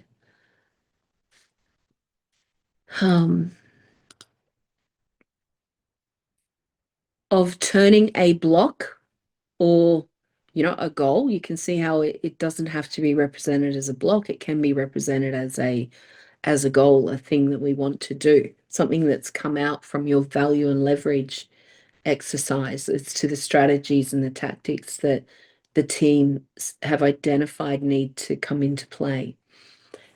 It's then taking one that is regarded as a priority and working with the team to map it out so that they learn the rhythm. They learn the process of the 5 elements, how to put that in to this. That is all a part of the unblocking blocks to flow concepts, right? I just spoke at you for a period there.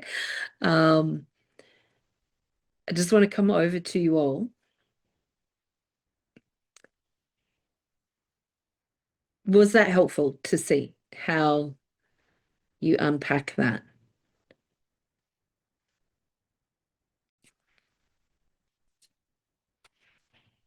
Mike, 3 exclamation points. Love this. Nice. I do too. I get so excited about it. This is, you talk about upsells, Linda. I don't know that I even regard this as an upsell, but it probably is in context of time, right? It's definitely, if you're doing a workshop and you're helping them identify either the blocks or the value and leverage and the strategy to hit, a defined goal, and then you this is the beginning of project management. Like, this says 20 minutes on here. It doesn't take 20 minutes. You need longer, right? Unless you're just going to do that top level, right? And if you do that top level, then there's an opportunity to help them actually map out the milestones, map out, breaking that down. And to whatever degree experience you have, it can just be you simply facilitate the session.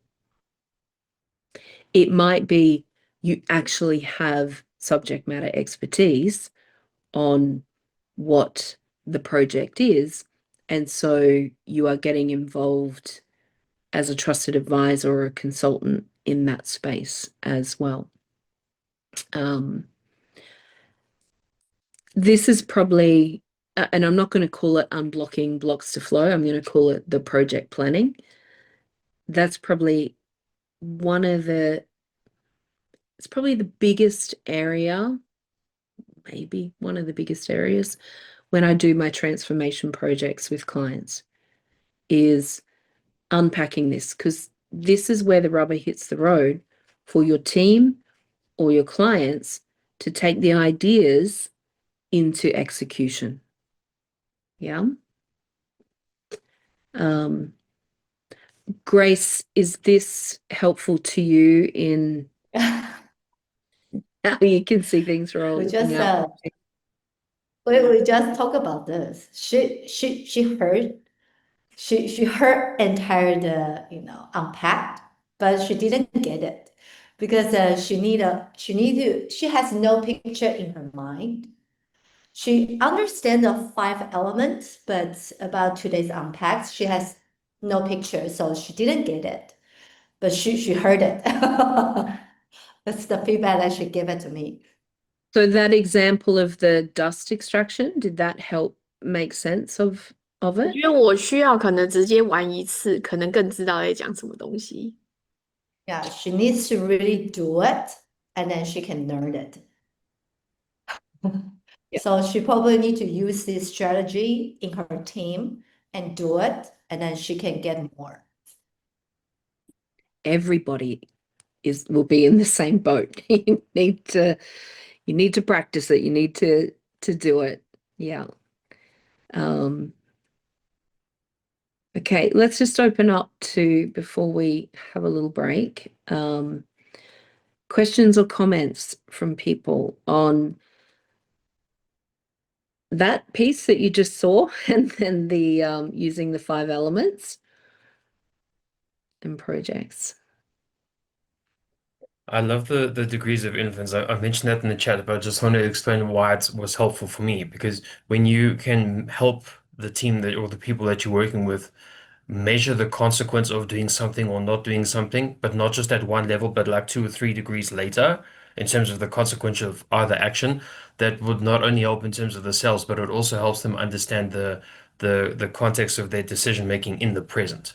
And then the team can then give input on each one of those levels as well. So there's a multi-layered team dynamic that can come out just from bringing awareness at multiple levels, which can be done in a single workshop. So that was really helpful. That the dust example you gave was like really showed how you can apply that practically. So thank you. Yeah, very good. Who else has a comment? Clara, do you see you could use this? Sorry, yeah, you are. I was thinking that I'm trying to integrate this because when you talk about your own spin and integrating the 5 elements and whatever, I was expecting something more sort of, oh, okay, this is the Chinese 5 elements and blah, blah, blah. And I look at this and I thought, okay, maybe I would structure a lot of this in a similar way, but not being aware that I was using the 5 elements at all.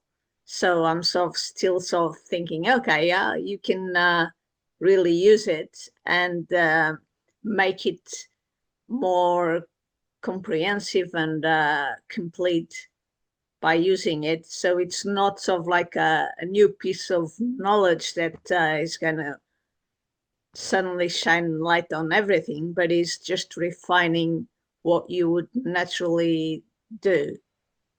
Yeah. Absolutely. I haven't even shown you my aspect of the 5 elements yet. That's all Roger's.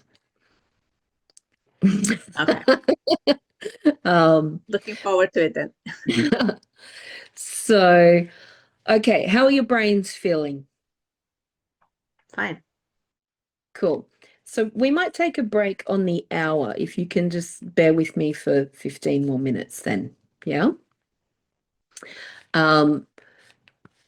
I will step into showing you now just quickly what the 5 elements are, because we're talking about 5 elements and blocks to flow. So the way that I've expanded on it, this is 5% of it, but I want to give you an idea as to how you can take what you're learning and also integrate it with what you already have. So I have before meeting Roger, I already had consulted to thousands of businesses through the accounting and the business consulting. And I'd worked with the 5 elements. When I then learned from Roger, I learned even more about the rhythm. Okay. And so the rhythm that you've been seeing, the rhythm of when to do certain meetings from annual to quarterly, to even monthly, to, he has the flight deck and that he tracks. This is all at a top level management side. For me, when I'm on the ground with the clients and we're really looking at operational leadership, I needed to go even further. And so what I did was brought the way that I have people run things. It's probably got an influence of my knowledge of the lean systems, of EOS systems, of my own way of organizing my chaos, of working also with teams in the ground, like on the ground in person. So I created the focus and flow method. And move my microphone. In here, it goes through what the method is and the 5 energies. It goes through daily team huddles, heads of department meets, and touches on strategic leadership meets. This is more the daily and the weekly. The strategic leadership meets is a whole nother thing. Goes through the roles and accountabilities from the CEO to the heads of department to the individual team members. It goes through what I call an escalation path, because these are the boards, for example. So these get printed like on a big A2 laminated board that they come and write on. I can give you guys these boards if you want, if it will stimulate some thinking. And so each department head has a daily huddle with their team, 10 to 15 minutes every day. They have these boards which they update. And so there's a whole process. Go away, little AI thing. Don't know how to get rid of that. They go through like a presence check. They review yesterday's, they set today's, they update the blocks and go away. Issues, they update projects, highlight any escalations. They have a shout outs and win component, and they close. All this happens in 15 minutes, right? So this is done collectively, standing up around the boards as that huddle. I use the elements, and here it's like, why is the purpose unclear? Are outcomes defined? Who is the right person owning it? When are timelines realistic? How is structure or process missing? Okay. And that is based off of when I go into the 5 energies. Clara, this is my version of a summarized version of the energies. I go through why we start at water. The cycle begins with water. Knowing the answer to this keeps us all connected and avoids us falling into the trap of busy being busy, right? Water, we move into wood, which brings a blueprint of what we're creating. Then into fire, which is the spark of who leads and energizes. Earth follows by grounding us when the outcomes will be delivered. And then we get to metal, which is the discipline of how we make it happen.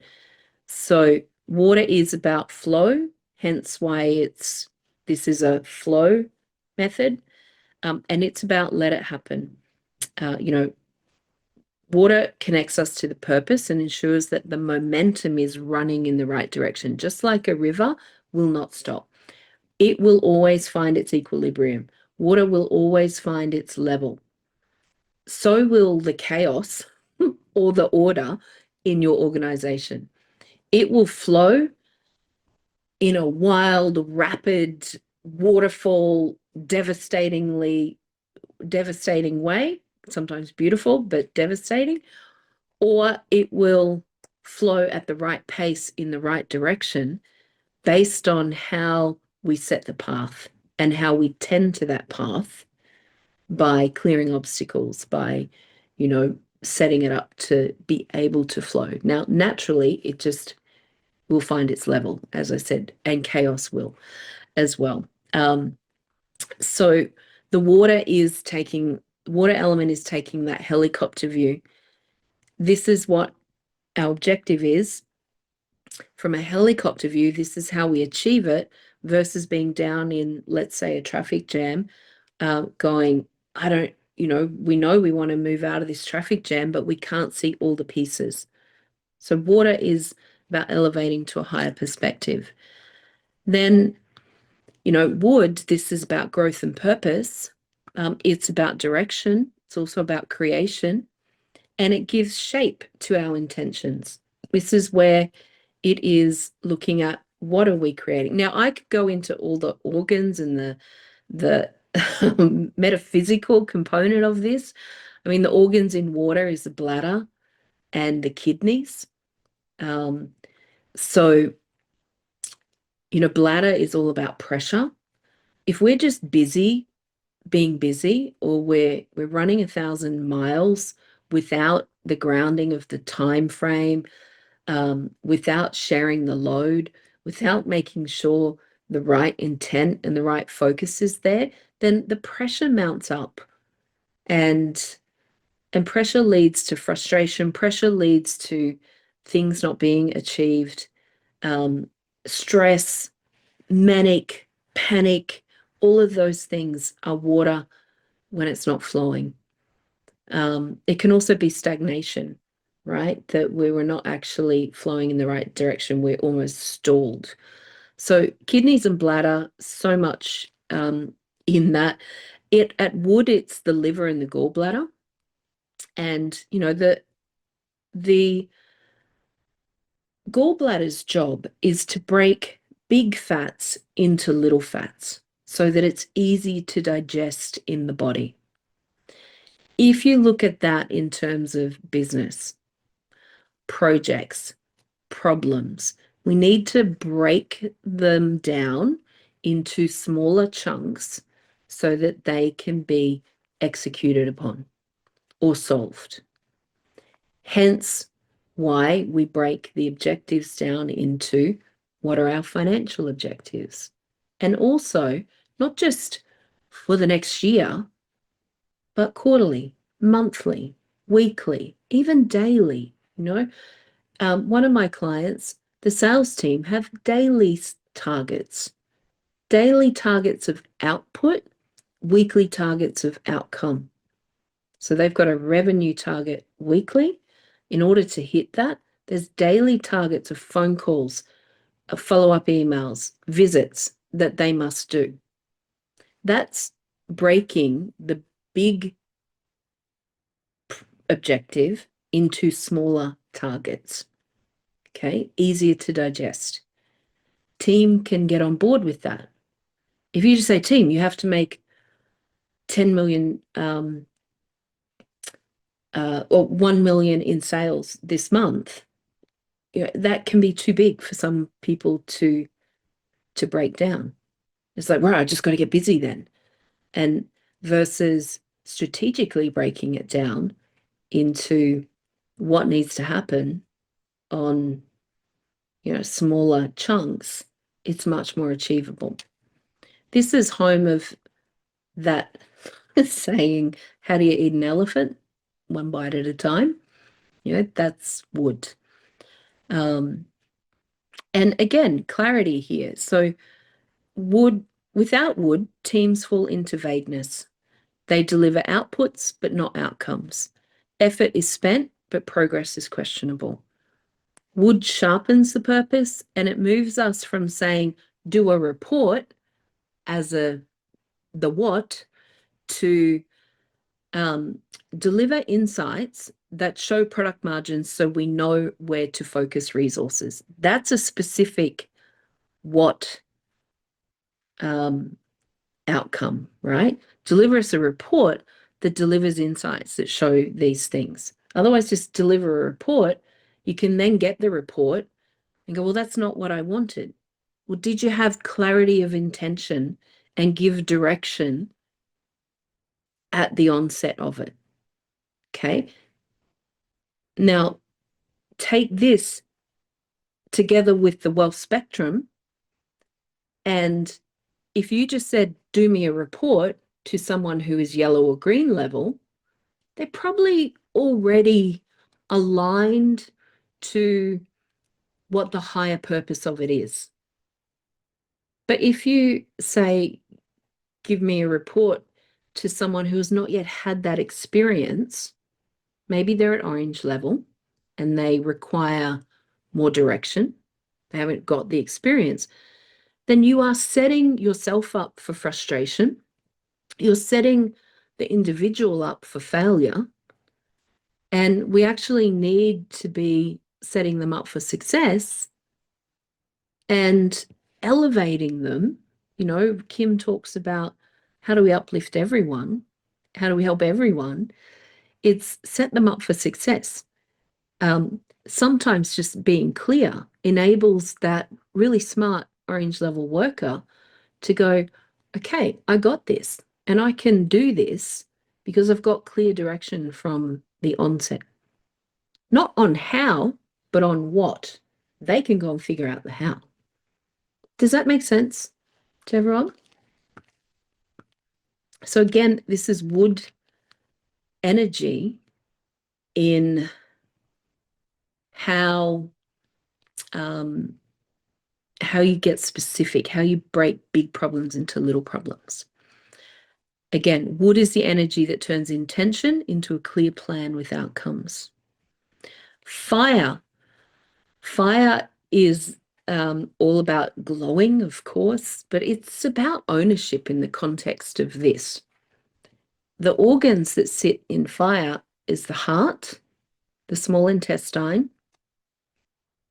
and the triple warmer. It's not actually an organ, it's a system, but it's the regulator of temperature, right?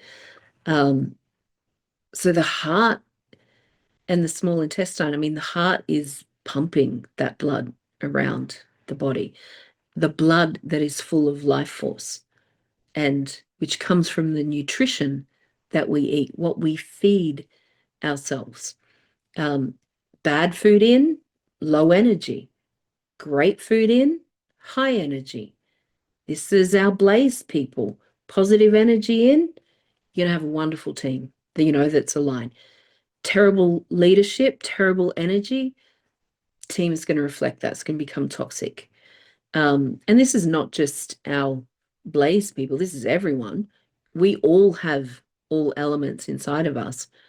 But those that are more focused on helping people get into flow at their highest value in a team spirit kind of energy are definitely our blaze, right? Our small intestine's job is to get all of the nutrients from the food that we put in and assimilate that in a way that it goes out to our blood that then feeds all of the organs and muscles and everything in our body. So relate that into business.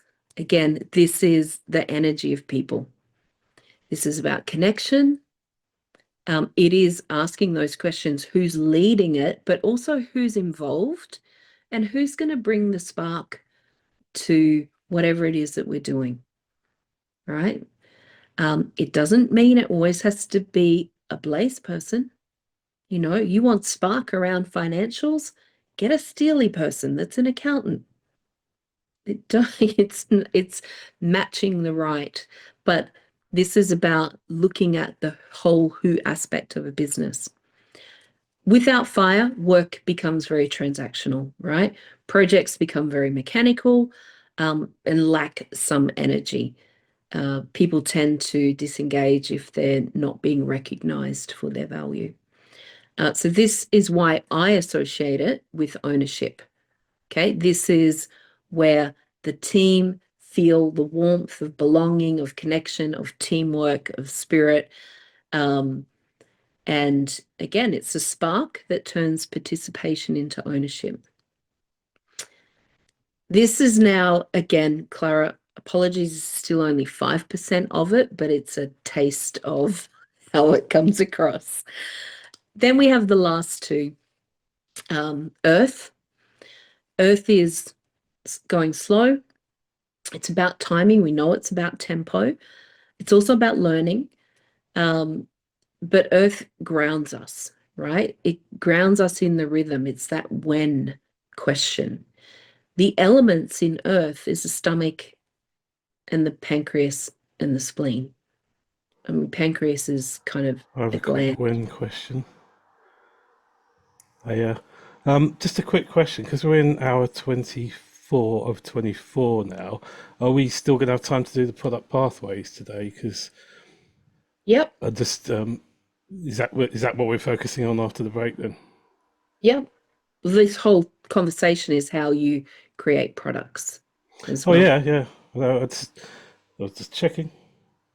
Cool. So, the Earth aspect here, again, grounding, milestones, when slows us down. You can see in a project without it, we can have great ideas, but things don't actually come to fruition because we're not sticking to timelines that we promise we'll achieve. All of this comes back to trust and flow as well. So hopefully this is also showing you how what you've learnt is more than just pushing people through exercises. You are teaching them the essence of these questions. You don't even have to use the words fire, earth, metal, water, wood if you don't want to. You can say the core 5 questions, which come from, which are, the why, the what, and so on, which come from the elements, or the energies of like blaze, dynamo, tempo, steel. You can use it in those languages. So metal is the home and make it happen. This is the focus part, right? So metal is discipline and execution. How are we going to do this? The organs here are the lungs and the large intestine, and skin as well, but lungs and large intestine are the main ones there. This is all about control, how to take control, how to let go of control, how to let other people have control.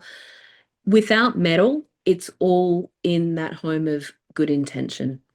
So metal is that home of Nike, just do it. It's where we want to actually see the outputs that lead to the outcomes, right? If I come down to this, why have I named it focus and flow when there's 5 elements? Because they really do hold the poles of execution in action, ideas in action. Water is the let it happen. This is having perspective and aligning everything. And metal is that make it happen. We've got the discipline and the structure to transform things into results. In between are your other energies that are equally as important, but they're kind of what carry the purpose all the way through. What this does is gives you, again, moves it from intention to actual happening. So when we bring this back to the ops board, this is a physical representation of getting shit done, right? Of how we're tracking that we're getting stuff done. And then we've got departments that update their things, and then also escalations in there. But I introduced the energies here so that, because again, they're ancient, they're so innate, and people have get that there's a flow that needs to happen. We don't just take an idea and start running with it. We actually need to break it down into those 5 questions. So that's what I go through the 5 energies with people, and then we go through how to actually use those boards on there. Okay, that was a little bit longer than 10 minutes. Let's just hear from 2 people. What did you get out of that? Maybe it was the elements, but maybe it's seeing how you can take even what you're learning and productize it even further, or something else. Clara, what came up from you seeing that? Well, I thought it was really interesting, the self-integration, because I've read so much and taken so many courses that it's difficult to have anything new come up for me. And this brought some small bits of novelty that really sparkled me. Okay, cool. Anyone else? What is it sparking in your mind?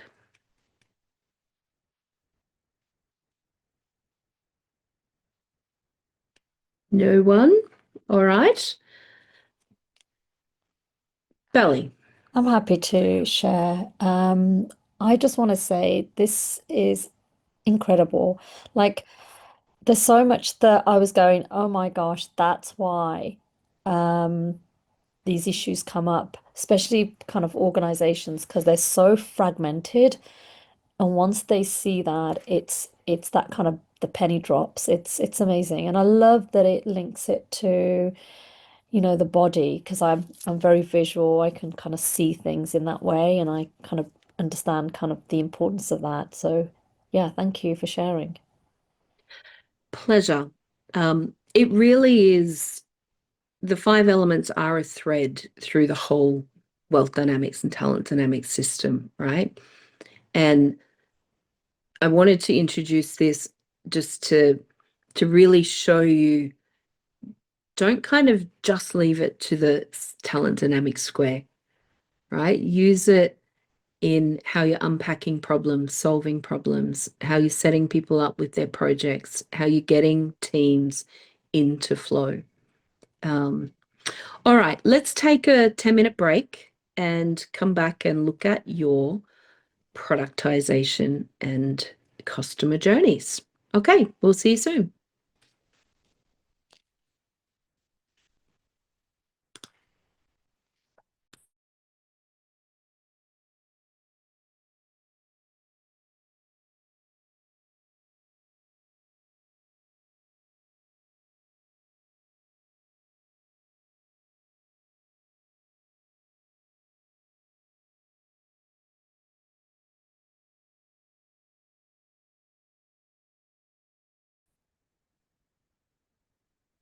Okay.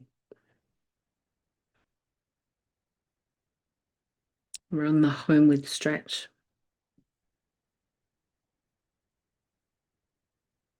So,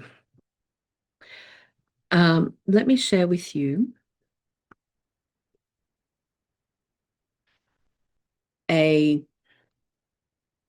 just a recap. So we've looked at, this is essentially your puzzle piece, right? Going, what bits and pieces do I want to pull together to deliver in a workshop? That's going to be the primary product offering of most consultants, right? If you're purely going to use this content, you would start with a debrief, and then you can go into a taster session, and then you can go into your half-day workshops for the teams, and then through to 1-day workshops or 2-day workshops. And then you can even extend out mentoring, or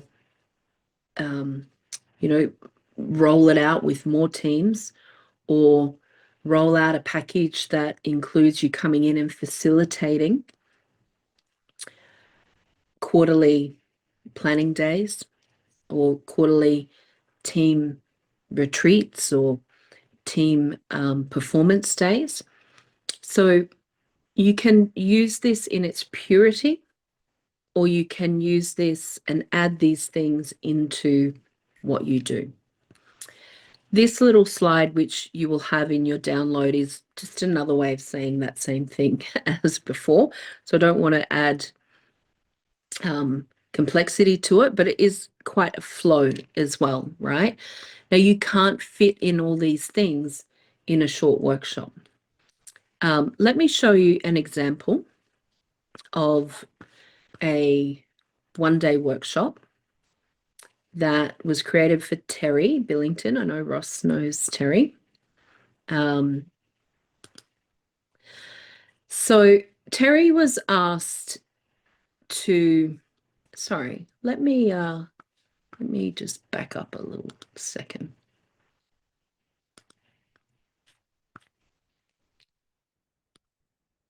Okay. Debriefs you all know how to do, right? That's at your Flow Consulting level. The next workshop being the taster session. You already know the components to deliver this. Let's look at it as in when you should deliver it and when you shouldn't do it. Who is thinking they would like to run a taster session? Yeah. I can't see everyone, unfortunately. How do I see everyone? Let me do it.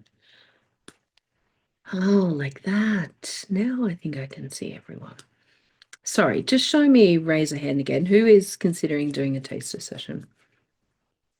Okay, number of people. Are you thinking you would charge for it? Or are you thinking it would be free? Bally, what are you thinking? That's exactly what I've been thinking the last few days. What is the best answer? So, all right. So to me, there's a very Yeah. clear answer. okay. You charge for it if there's a probability that they will get so much value and worth that they actually don't want to go any further.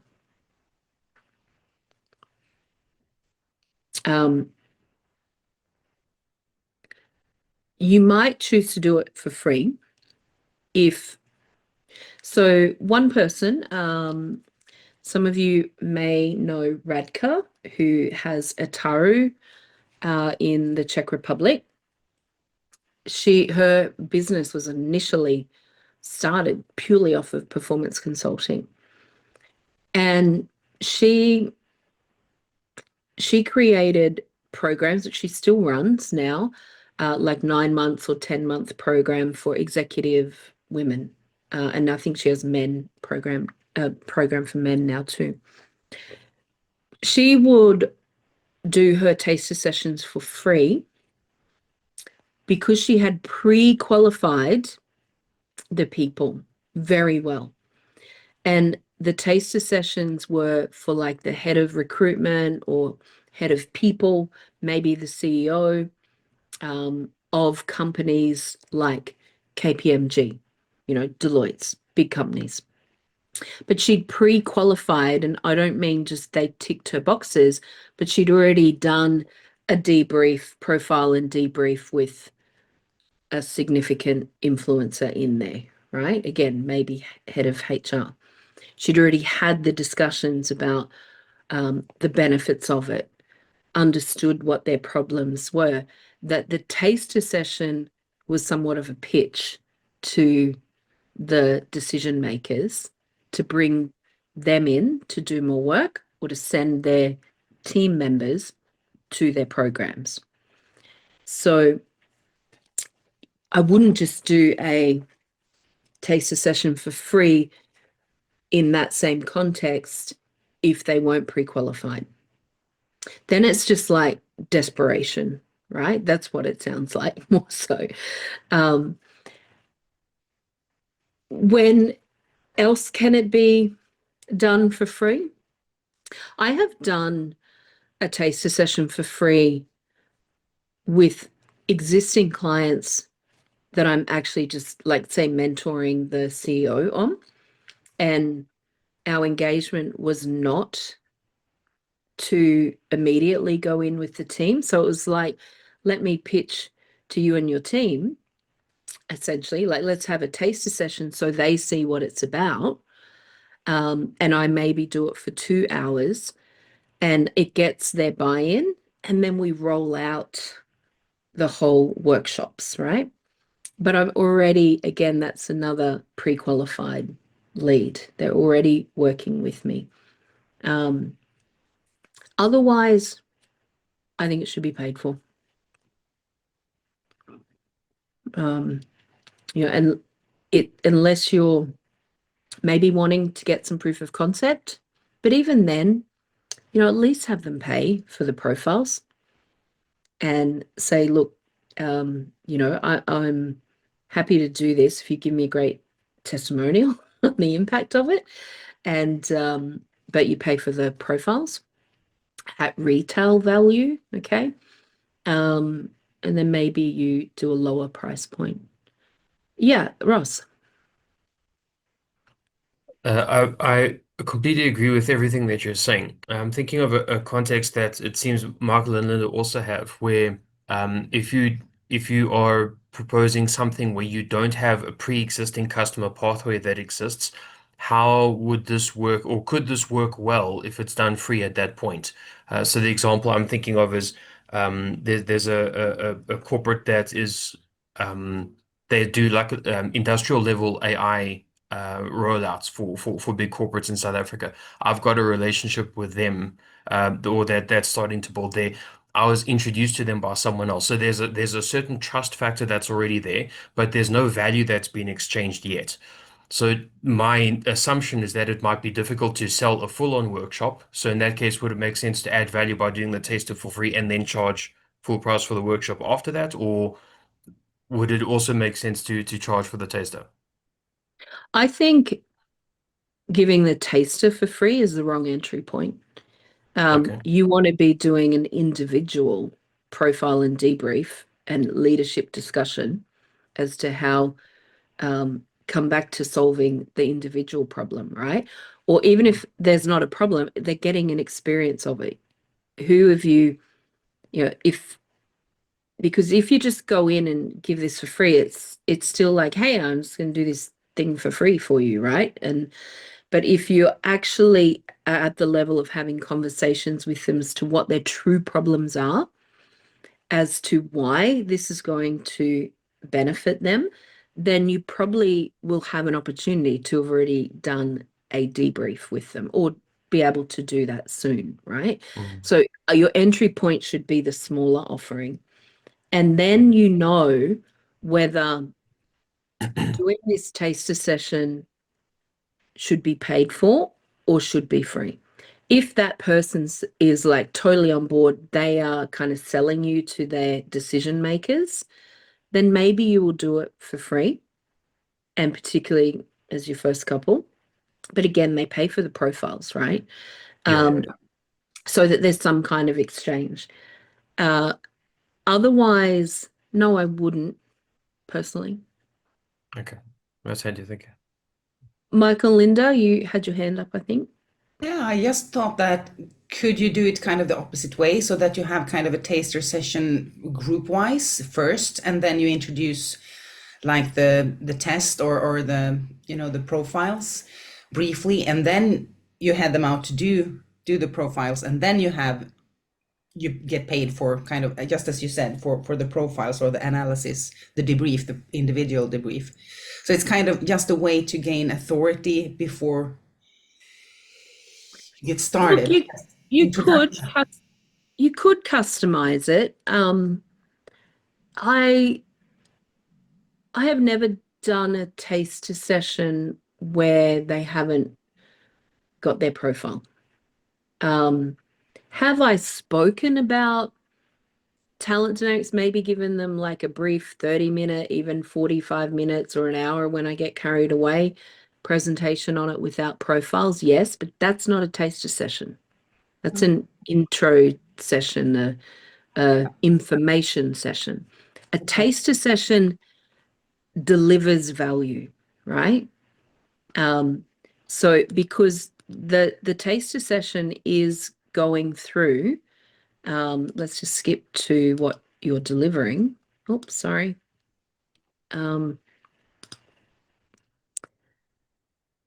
So it's a taster of talent dynamics and its impact. It's not just information of it, because you are asking them to engage with you. So this is designed to give more awareness on individual and team strengths, challenges. So they need to have a level of, I see that in myself, and I maybe can see that in some others that I work with, right? But again, this is at the decision maker level. You wouldn't roll it out with a team leader in their team. That's a team workshop.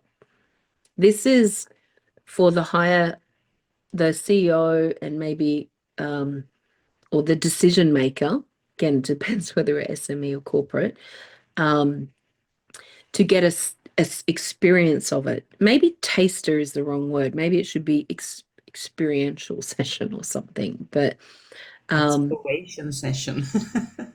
yeah, I mean, an information session, sure. That's like your keynotes. That's your talks that you can deliver, and you're getting them excited about it and they're seeing interest in it. But a taster session is delivering value, because you are going through all like specific, not just in concept, they're understanding their strengths and weaknesses and those of others maybe in the executive team. They're getting insights to how to increase and measure levels of trust and flow and the value and leverage, right? So because you go through it, you're presenting the square, you're then getting discussions and distinctions, right? Then you're going through what is value and leverage, like what's the purpose of an organization, what is value and leverage. You're getting an exercise here where you're actually asking them to apply that. Again, you would pick a goal and you would work through that. And so that done right is worth cash, unless it's going to lead to something bigger. But I just thought, Donna, what if, let's say that we work on small businesses, like 2 business owners or a very small family business, the owner of the business. So let's say that, because this taster session, it sounds a little bit like our preview sessions that we have, where we actually need to build a lot of trust. Just as Ross said, why should I hire you in the competition in this market? So this is actually the way to stand out to new potential clients, where you need to earn the right-ish. So to me, it's like, if I give a lot, not a lot, but you know, the perfect balance there, then you can differentiate, because if you get this much for free, wow, how will it be in the... I agree. My point is, in order to even get this into the business owner, you normally, unless you're saying, hey, free taster sessions for business owners, first in, best dressed, there's things that have come prior.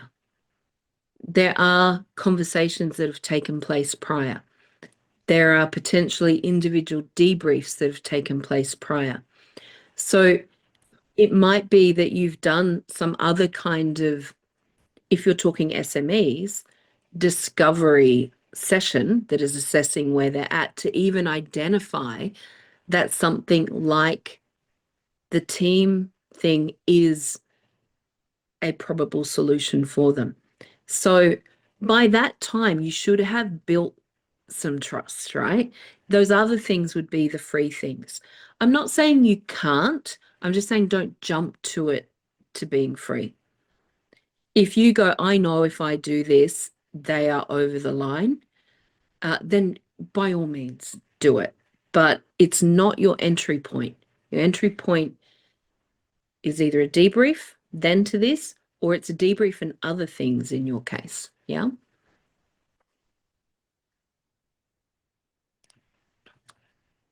Michael, what do you think? Well, I'm for paying customers. I know my supporter wants to give things for free, so that's a discussion point we do have. So I think that's a profile thing.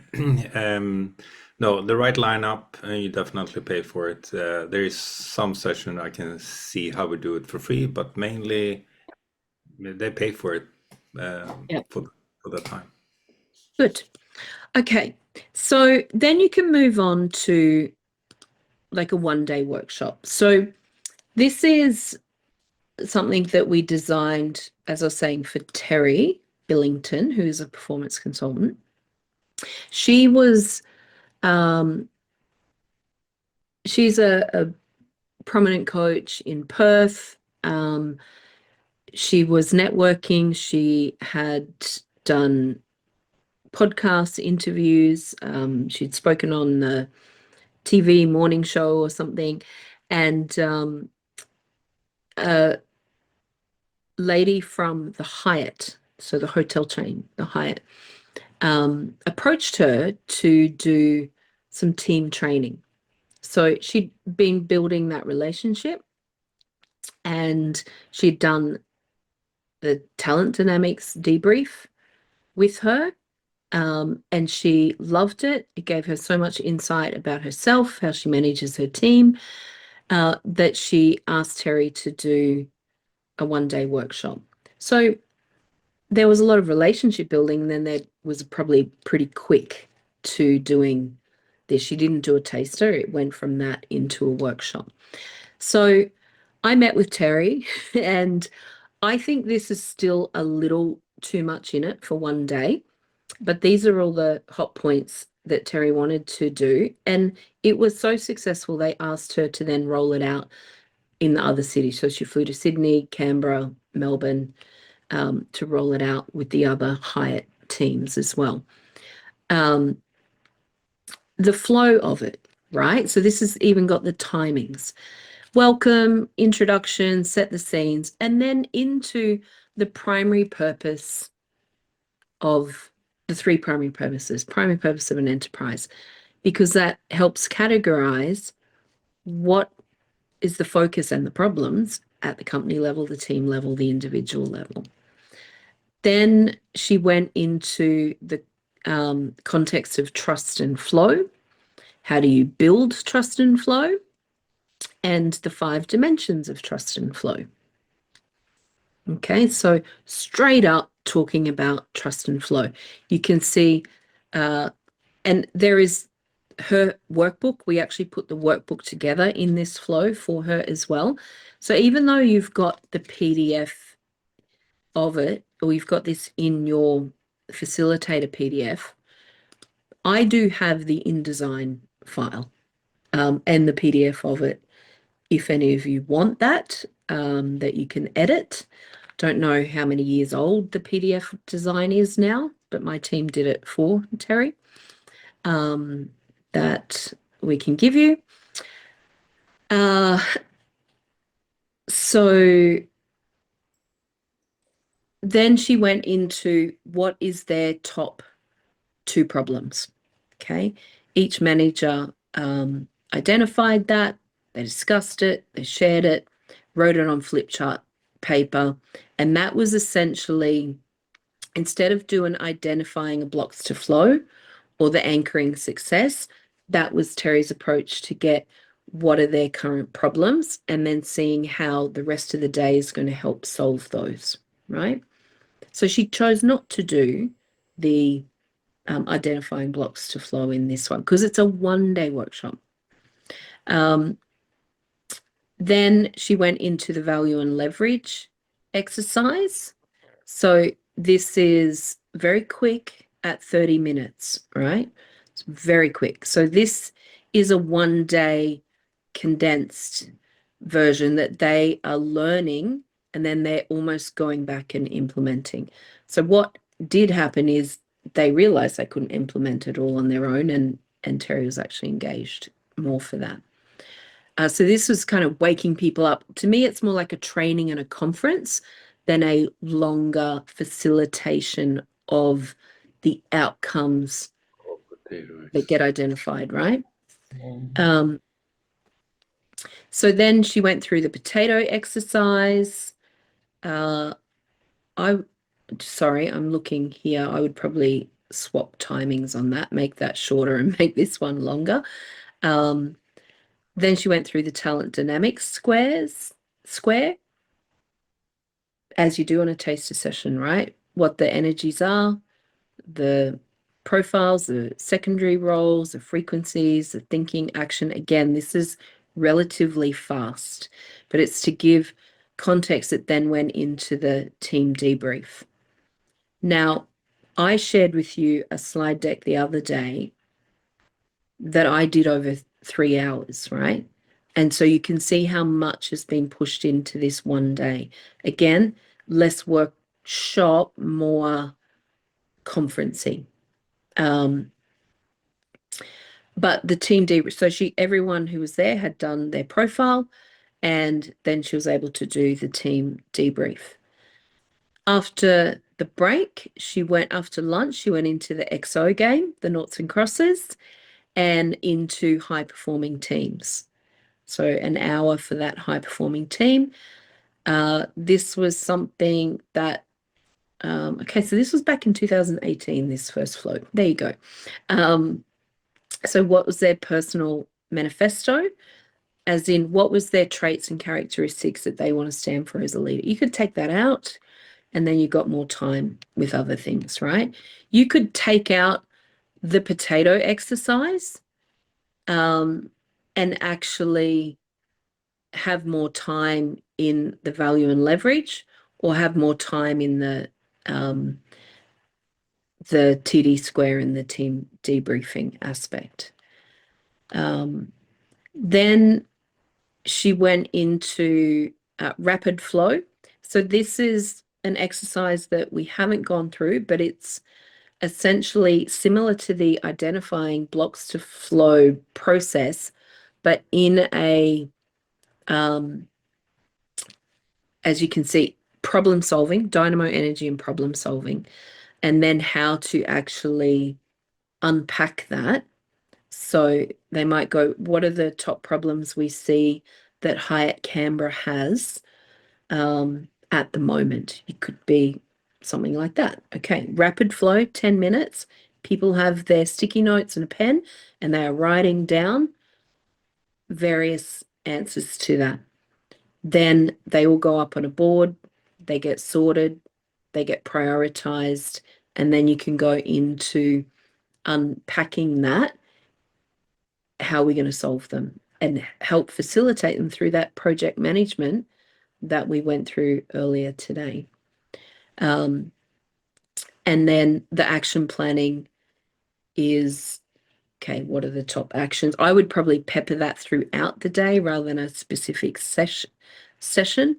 You know, at the end of each session, they write down what's a key action that came from that, and they end up with an action list. Have digitally or printed a sheet in their workbook that is an action list. And I think it might actually be in the workbook of Terry's. And then a debrief and a wrap up. So this is an example. It's a very full day.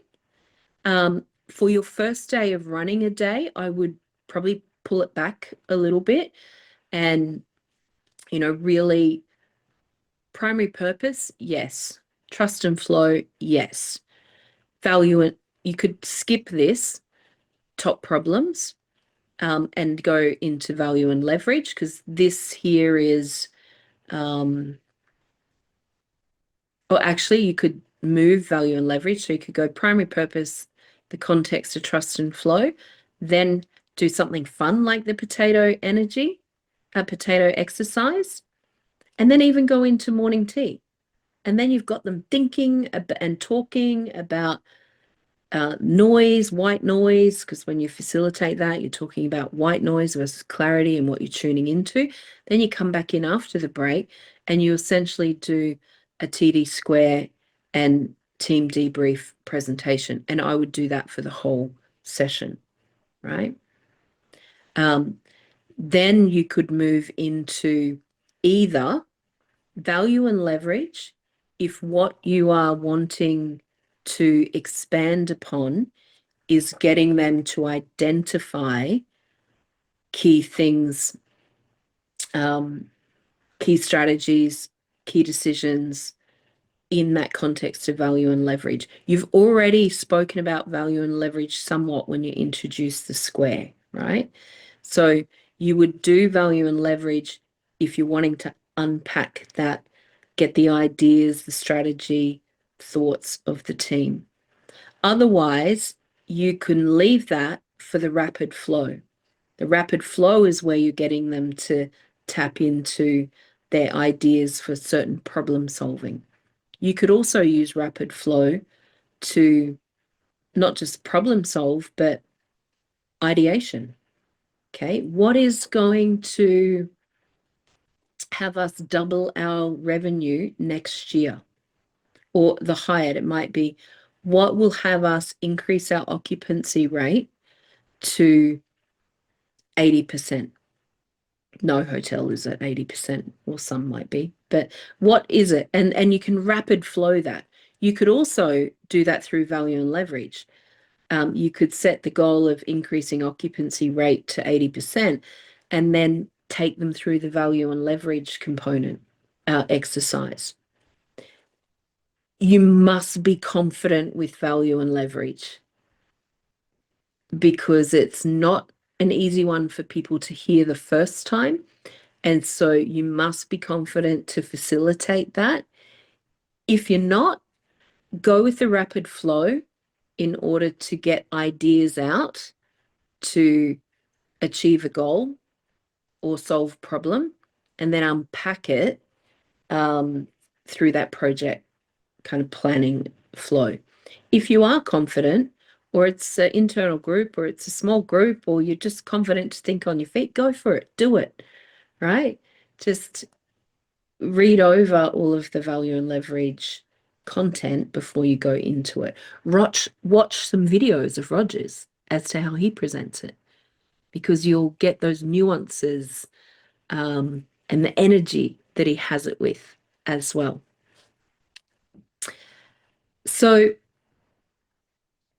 this is an example of one day I've gone through some things that you can pull out. You could easily just expand this exact run sheet and make it 2 days. So if you want to take it from a 1 day to a 2 day, just expand this, right? But then again, the key thing to designing your workshop is knowing what problems you're solving. That's then when you come back to the jigsaw map that we have and actually choose the pieces, the exercises that you're going to do, right? Does that make sense?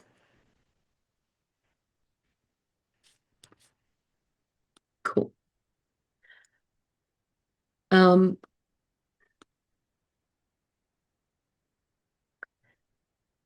If you're wanting to, sorry, I'm going to get the right screen up. This is kind of a pathway that you can do now that you've got performance consulting. Okay, if you want something to just plug and play, you've got your assessments that you can take people through. Great entry points, right? Maybe you've been discussing with someone, you met them, want to know what you do. Maybe you want to talk about this on your socials. You can easily have them straight away. You don't have to do all of them. I just get people to do the wealth or the talent dynamics test. Then you can move into your debriefs, right? Debriefs 1-to-1, or you can do debriefs in a small group. Get without doing a full-blown team debrief. You can just do a smaller one. They've got their profiles. You're discussing that, strengths and weaknesses. Honestly, if you've got a company wanting to pay to have all their, say, even 5 people profiled, they will want to do an actual team dynamics workshop. Okay, team dynamics workshop. Let me show you how I set that out and what my price point is.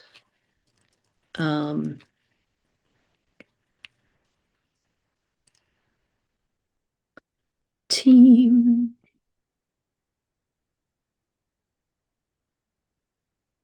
Okay.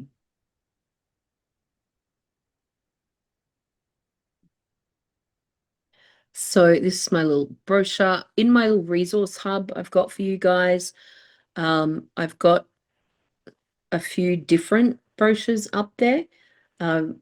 This is my latest one. I've got another one up there that is different wording. It was wording that I used in 23 and 24. This is attuned to my clients now. So the language speaks to them. So I got through, okay, 3-hour workshop. Why does it matter? And why talent dynamics? It's essentially positioning it. And then I go, who is the workshop for?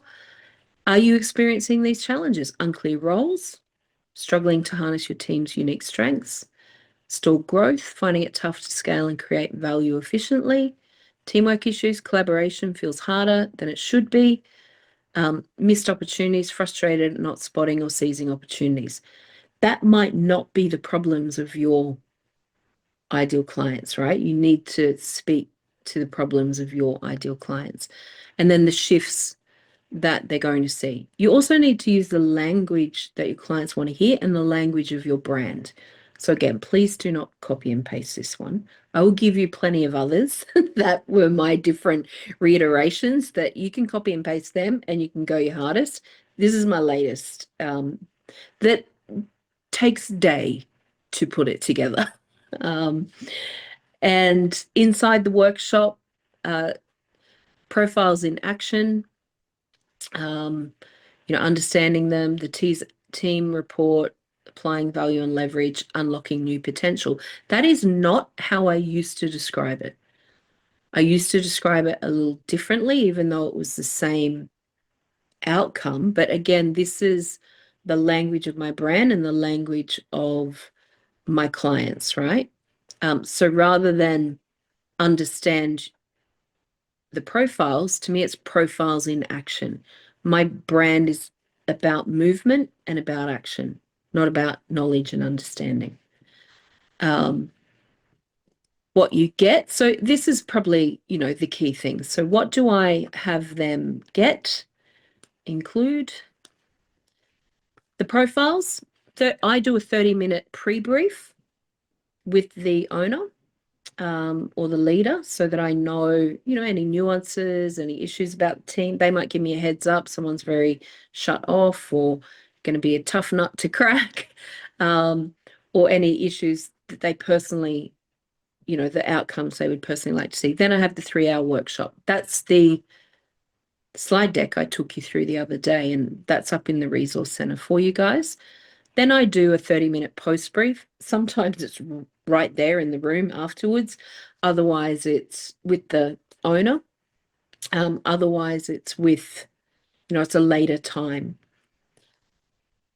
A move that I've done is do this in the morning, go to lunch with the owner. I take them to lunch and we do the debrief over lunch because it strengthens the relationship and it's more relaxed. And I get time to also pitch next steps.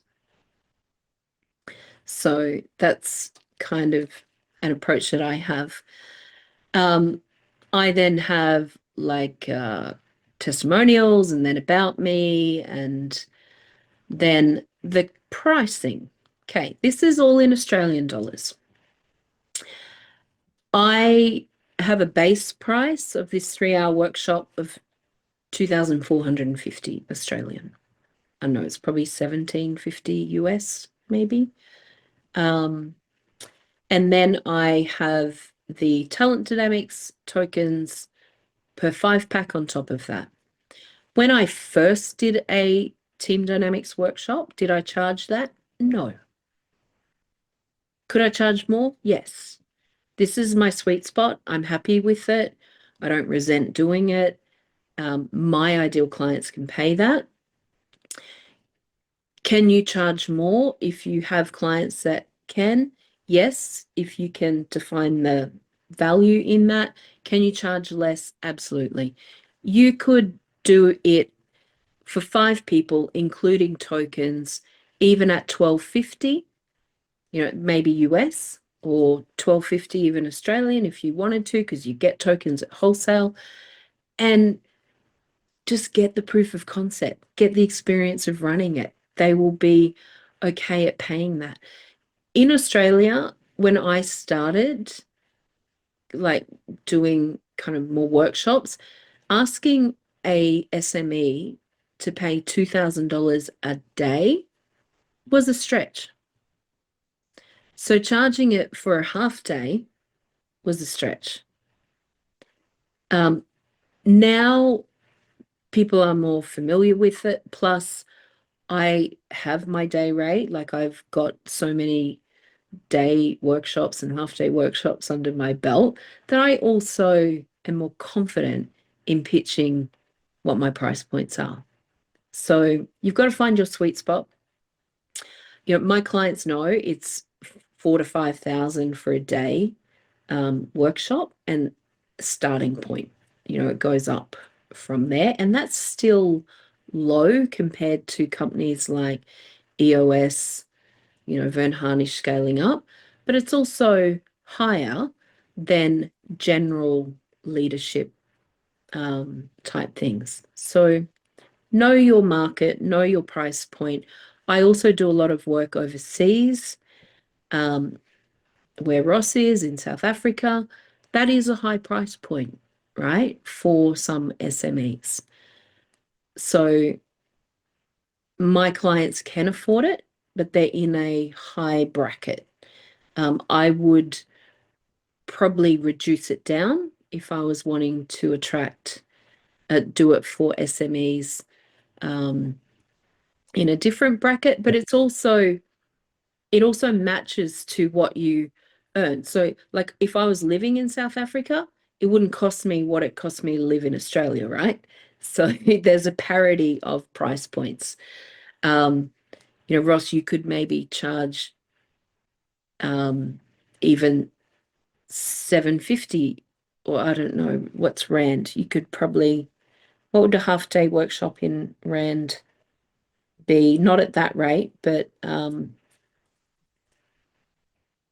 you could probably do like 75,000 or for a half day workshop. Yeah. For what you're talking here, I'd say anywhere from about 30 to about 80. Yeah, you could pull that off in that range. Yeah. It fluctuates quite differently over here because the exchange rate is that different. Yeah. Yeah. So, well, there you go. I said 75. So I'm going at the top end of it. But again, depends on your audience, right? That $600 is Australian dollars again. So it's like $120 a profile. You can play with that. You can do your profile's wholesale rate. You could do your profile's retail rate and make some profit and lower the cost of the workshop, right? I give the Genius Guide to Selling as a bonus. It's an extra thing. They get the full PDF. You guys can do that too. And so that is my price point of it. We haven't gone into the PSR, but essentially my price point is the same.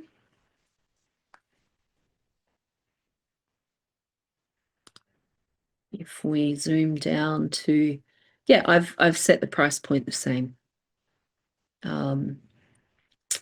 So, okay. Then price point wise for a 1-day workshop, again, it depends on your market and your audience. My price point is 4,000 for the day. But I've started where it's 2,000 for the day. There's also workshop. Now that's for one company, right?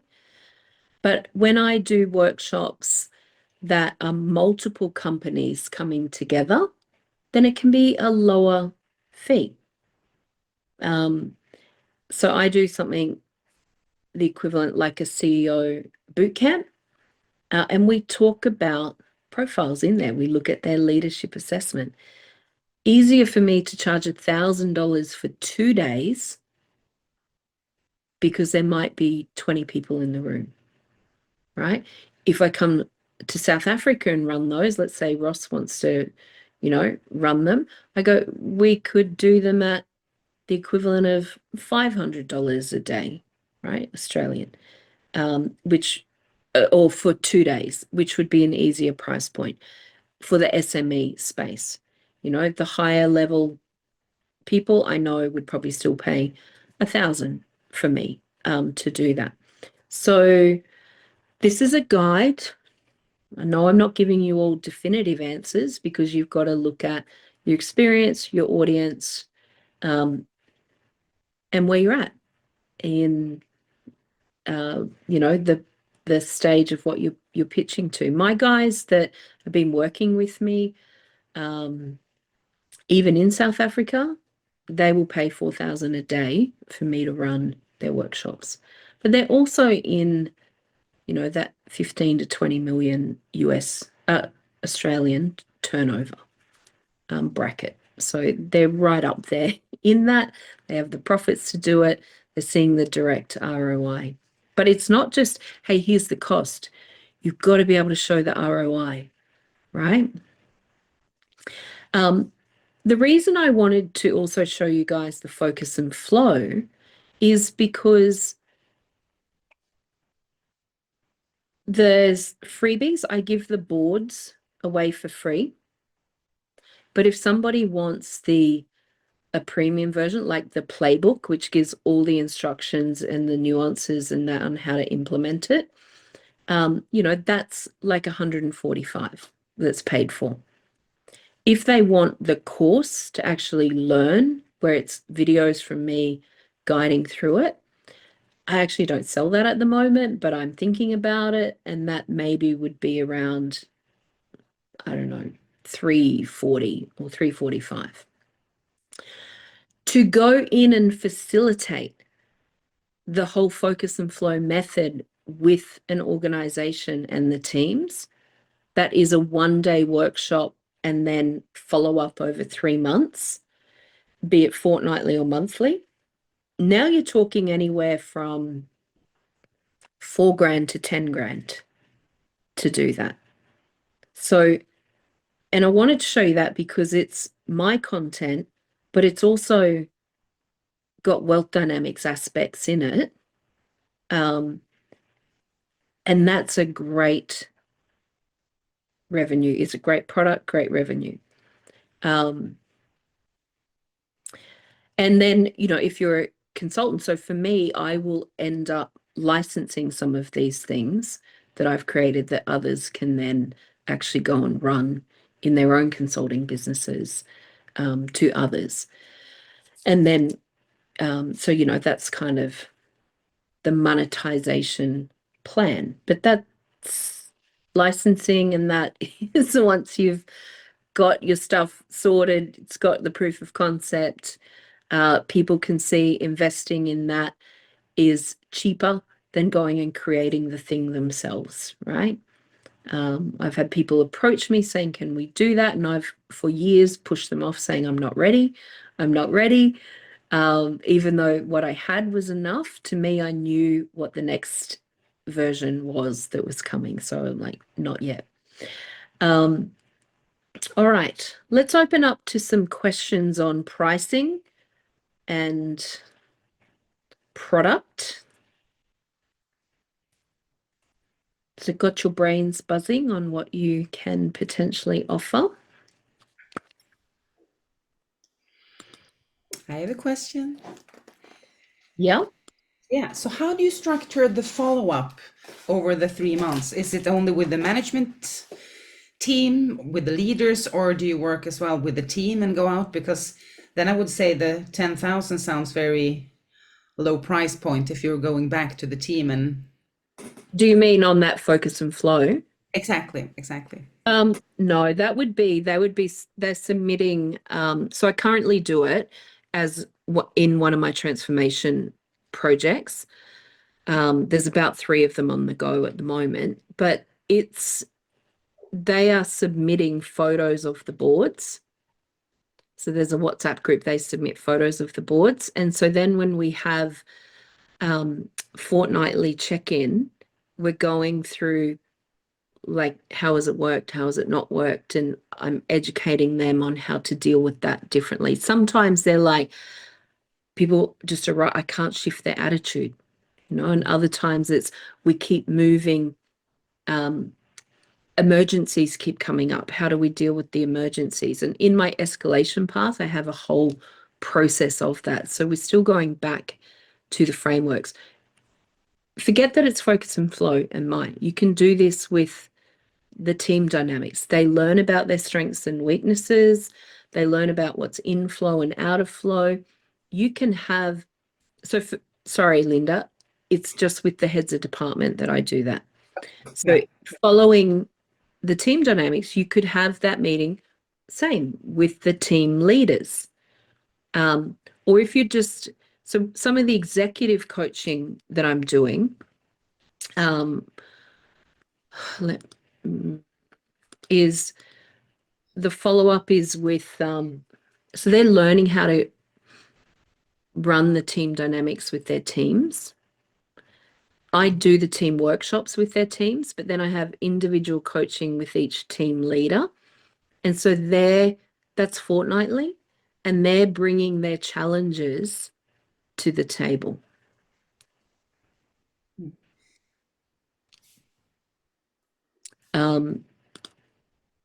This is, and Clara, this might help you. So this is how I'm not going to go through all this, guys. I appreciate the time, but this is essentially my 3 levels. I have the 2 to 10 million mark founders. Their offering is Brilliance Builders. It's a mastermind. I have CEOs and their teams in that 5 to 30 million range. We focus on transformation projects in there, anywhere from 60 to 150K.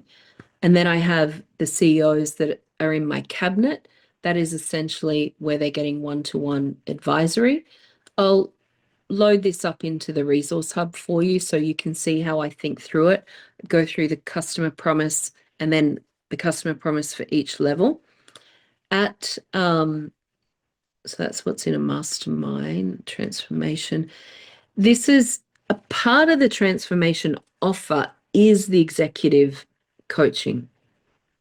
So what I've done to try and simplify it is I don't actually offer executive coaching just to the world. It is only for those that are doing the cabinet and transformation projects with me. You might want to offer executive coaching to the world, right? This is a customized program for one of my clients. So the flow of it matches their problems, but the gold pieces are all the performance consulting side of things. Grace, you could roll this out with your leaders, something like this. We go through what is like an alignment and diagnostic. Where is their business at, but what's their leadership assessment as well? So this is wealth and talent dynamics profiles happen in month 1. PSR 360 prep happens. There's a 1-day workshop. They're also going through talent dynamics stuff here. 3-day retreat. We go through performance. So much of what is a high performing team, all the things, so many things that are in performance consulting. This is where I've run the noughts and crosses exercise. Month 3, we go through team rhythms. Month 4, we've got stuff again more around team dynamics and then how it applies to their recruitment of their team members. Month 5, we are talking about strategic thinking. We've already covered value and leverage up here, but we dive into it deeper here. And then month 6, we actually redo the PSR 360 to see how things have changed as a measurement tool at the end of 6 months. So the first PSR 360 is happening in these 2 workshops, month 2. And they've already done talent dynamics with me, right? So that's an example of just how I have mapped a 6-month program. And, you know, what do they get? Oh, that's tier 3, sorry. So hopefully that also is of help as to what you might want to do and how you can embed it into what you're offering. And the tier 2, do you offer that, I mean, as a group coaching program, as a mentorship circle, or do you do that one-on-one? The 6 months? No. So that they wanted it one-on-one, the executive leadership, but there is a monthly group component as well. So it's a small portion of what the whole transformation project is, but it's the one that keeps the key players growing and developing. That one is at 1,000. Couldn't remember conversion. It's 10,000 per executive, which is low, but they are actually doing so much with me that it's not actually too bad. It's only 45-minute sessions with the executives, and the group is leveraged. We actually have I have a performance fee with them, so the minimal cost is lower, but I have a success fee based on if we hit certain outcomes. So yeah, you'd probably up that, right? You would definitely increase that price if it didn't have the other things. So, you know, that's why I say the transformation projects are anywhere from 60 to 150K plus, because they have all these other things packaged in there, right?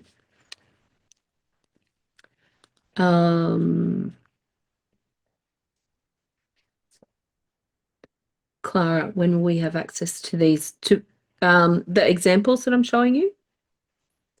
Yeah, so I've got it in my learning hub. If anyone wants access to the different templates and that, just easier for me to have it all in one location and give you access to it rather than emailing bits and pieces out. Just send an email to me and I will add you in. Here's my email.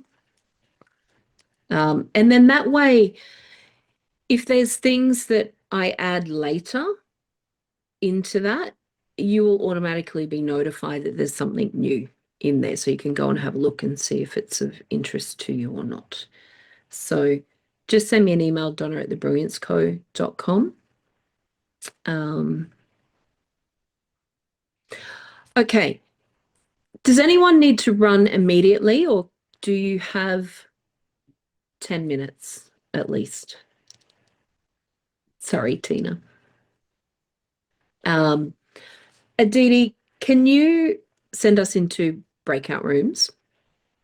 In pairs. Actually, no, groups of 3, because we've got Michael and Linda together.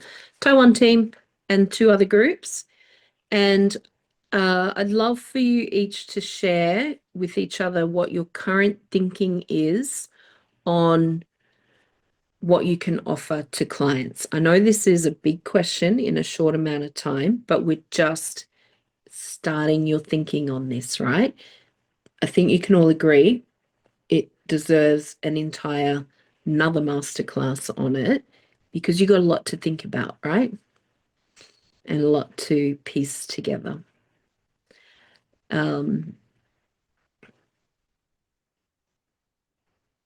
Cool. Let me know when you're ready, Aditi. Yeah, I'm ready. So should Okay. I set it for 10 minutes? Yes, please. Ready. Great. Okay. I will jump around into the rooms as well.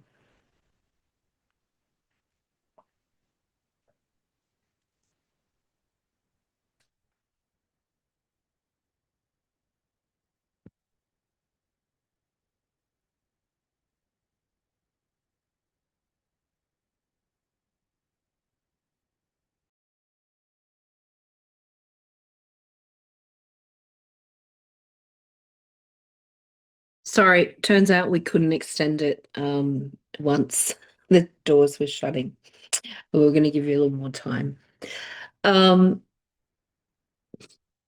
I didn't get to hear you guys. So do you want to, can you give a little summary on what your group was discussing, or if there's any question that needs answering?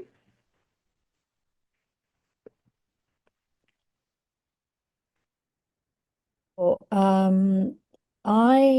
so our group, we had Ross and we had Stephen and myself. And for Stephen, what he's already built in is an incredible place where clients can access and do the assessments. So it's, to me, it seemed like a really nice way he's integrated that and tracking when things are done. So the thing where you came in was where, when people have done the flight check, they can instantly see that they've done the flight check. It's almost like, oh yeah, I did it then. Like, so it stays active, right? Front of mind. That's what stood out for me.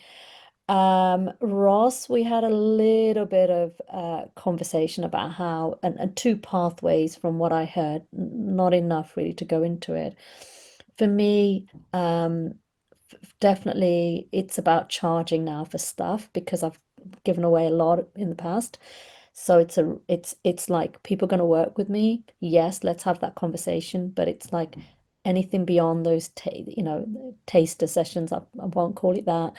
But yeah, it's like, okay, we're going to be doing this immersive 3 hour, we're going to get our hands dirty, that type of thing. But yeah, what's your profile? Definitely get their profile first.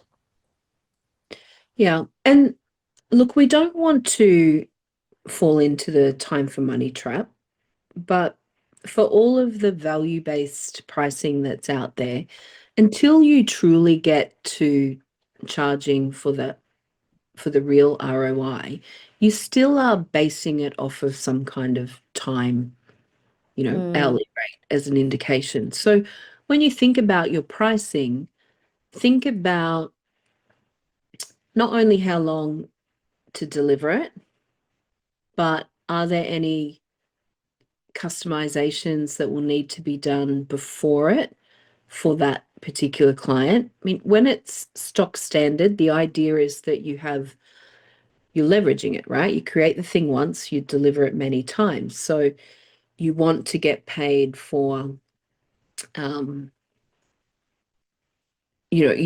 not having to recreate it. Let me explain this. Roger has a guide. It's a guide only that to break down your revenue, if you allocate 10% for sales commission, either you're paying a team or you're paying yourself for doing the sales. If you allocate, I'm going to say 20% for marketing, again, you're either doing the marketing or you're paying it out to affiliates. You have 10%, I better write this down, make sure I add to 100, 10 for sales, 20 for marketing. Let's say 10 for IP, okay? Straight out IP, yours 10%. But then you might have 20% for creation. Now, if it's co-created, maybe it's split 10-10. Then you have, so that's 60. So then you've essentially got 40% left for delivery. Now, you might, and I say this as a guide again, you might want to say it's already created. We've already got 10% in IP. We've actually just got another 10% in creation. So reduce the 20 to 10. Then we've got 50 to play for in delivery. Some affiliate people will not pay 20%. They're like 10%. Okay, so it's 10%. And then you actually can increase your delivery to 60. Now, delivery needs to include your admin team and your ops team as well, and maybe some technology that you've got in there. So you can split that out even further. I use it as a guide, particularly the 10% sales, the 20% marketing, and the 20% IP and creation. And then I go, so what's left needs to pay me and pay my team, right? In a way, the IP is a built-in profit. But then when people, so I said to Michelle last year when we had PC, I said, what happens if people want to work with me or any of my stuff, which always happens at events? What's the commission? And she said, 5 to 10%. I said, I'll pay you 20 because it's built in to my price, right? And if a lead comes through their hard work, I'm more than happy. In the early stages of a business startup, your marketing costs can get between 10 and 20%. I have big clients, their marketing cost is 1%. But when you're starting out, you normally have a bigger marketing budget. I would rather have 80% of something than 100% of nothing. I don't do 20% on my one-to-one intensive. Well, I might occasionally, but I might drop that down. But I will even go up to 30% sometimes. Particularly in Roger's community as well, right? Like the going is kind of 10, but if I'm like, fair's fair, I have no issue on paying people money for referrals. So just help. What have you got there, Michael, Linda? Yeah, I Use the just shared. We use the 5 a little bit simplified. It's I see it like a pizza with different slices, like 5 slices and 20% in each slice. And we divide it between sales and marketing. We kind of combine them. So if we have an affiliate or if someone do, like a kickback, we give them 20% of the value of the sales. And then delivery partners, they get 20%. So if they deliver on our existing content and the content, if someone is either creating it for us or if we have created it, so it's 20% for that. And then the systems, the backend, it is actually, the running costs for the business. So it covers, all the system costs. And then we include 20% profit always for the company because the company have to have requirements. Yeah. Absolutely. And we're actually very transparent with this, with all, if we're approaching a potential partner or collaboration or a consultant or a delivery partner, we are very transparent. Yeah. Sometimes we step away from this one and we tailor it, but it's very, very nice to have this. This is our, go-to system. Yeah. Very Love easy. it. Love it. Does that help consider pricing, everyone, as well? Yeah. You need to cost it out. You need to get real on how long things will take to deliver. But look, your content is created with the performance consulting. You might need to tweak your slides up. You're going to tweak your flow of things. Yes, you're going to do your brochure, even the templates that I will share with you. You're going to want to make it your words, right? And your colors and your brands and speak to your clients. So there's a bit of work to get into it, but you do it once and then you're good. And then you just are fine tuning it after that. And okay. All right, everyone. I have a question. Can I Yes. ask? Because we've been through all the courses and we got the menu and materials. Is that okay if we use this all materials in public, no matter like the class or the speech? Do you know what I mean? Which materials? I think everything you've got you can pretty much use. What do you Like mean? we have a slide, we have like a wealth spectrum menu, Yeah. or we can use Yes. that? Yes. Yes, absolutely. You just want to, like, if you're teaching about it, you want to recite that it is Roger Hamilton's from, Genius Group for sure. Hmm. Okay. Yeah. And Thank so I'm going to share, this is one of the decks I've got for you guys. This is the one I showed you the other day. And then I've added into the back some logos and some pieces that you might want to pull out, some that are on dark background, some that are on light, depending on what your brand is. What's not in this one is the wealth spectrum. So I will find my wealth spectrum and lighthouse decks, and I'll link those into the resource hub for you as well.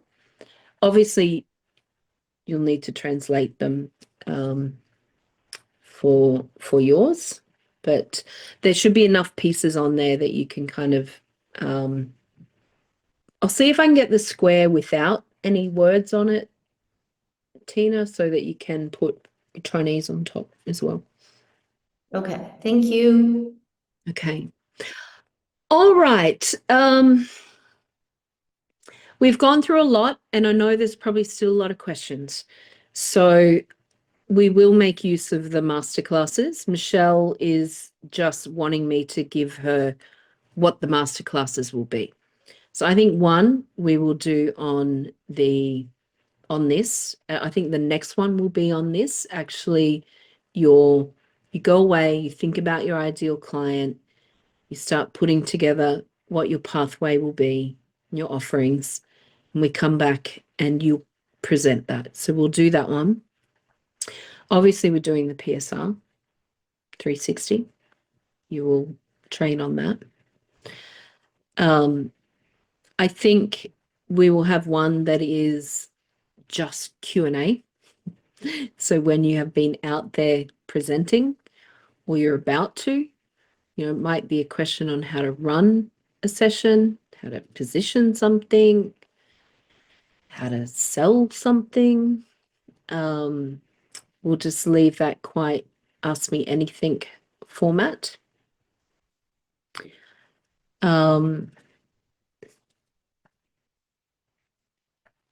I think they're the main three for now.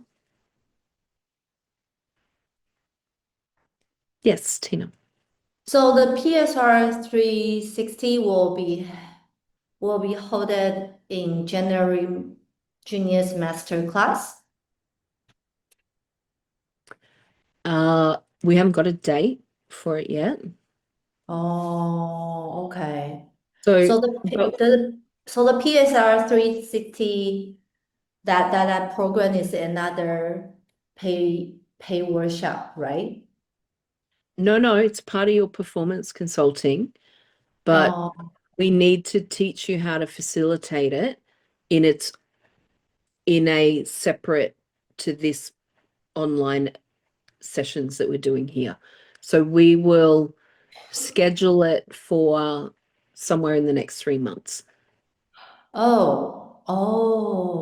same team. Yeah, I will teach you, all of you, how to facilitate a PSR 360. Yeah. Okay, But okay. it's just too big to fit into this. Plus, you need to go and start using the Trust and Flow and this before you do the PSR. Okay.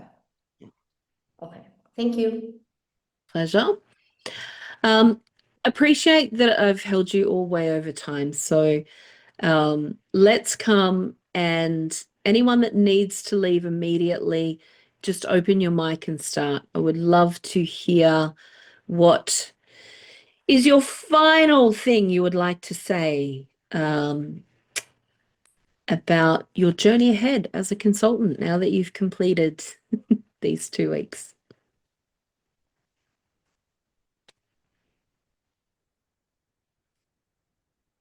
No one has to run, but Clara has her microphone open. So do you want to start, Yeah, I Clara? was going to ask 2 questions, which were how does the certification part of the process will go from here? And the other one was when we were in the breakout room, you said you're going to give a tarot's. Yeah. So I Whatever. typed in the chat. It is there. Oh, I didn't see it. That's all right. I can also message you direct if you forget it. This program has accreditation by participation. So you are accredited. I would like to help build everyone's confidence. So I think as you move into actually working with clients, we can definitely talk with Michelle about how you can maybe upload something that gets a critique. For now, let's work with those 3 masterclasses. I took the extra accreditation piece out just because I was kind. The guys in Bali last year, not everyone passed and got accredited. Because they did have to do presentations on the square and on the spectrum. And some weren't good enough because they actually hadn't done the work. So they were pending. It's a little harder here. So you're all accredited. Congratulations. All right. Thanks, Clara. Well, Michael- thank you. It's been incredible. Oh, very good. And wonderful to see you again. Michael, Linda, I think we're going to open your mic up. Yeah. Yeah, and I just want to say, I mean, all trainings are with you, Donna, is always amazing, and I've really appreciated this setup, you know, and all of the participation all the other people as well in the group, because a training is just as good as the contribution from the other participants. So thank you to every one of you. You already know that we love you, Donna, and that we think you are amazing and brilliant. So that is, and I am so grateful that me and Michael has actually scheduled in 1 week's workshop already.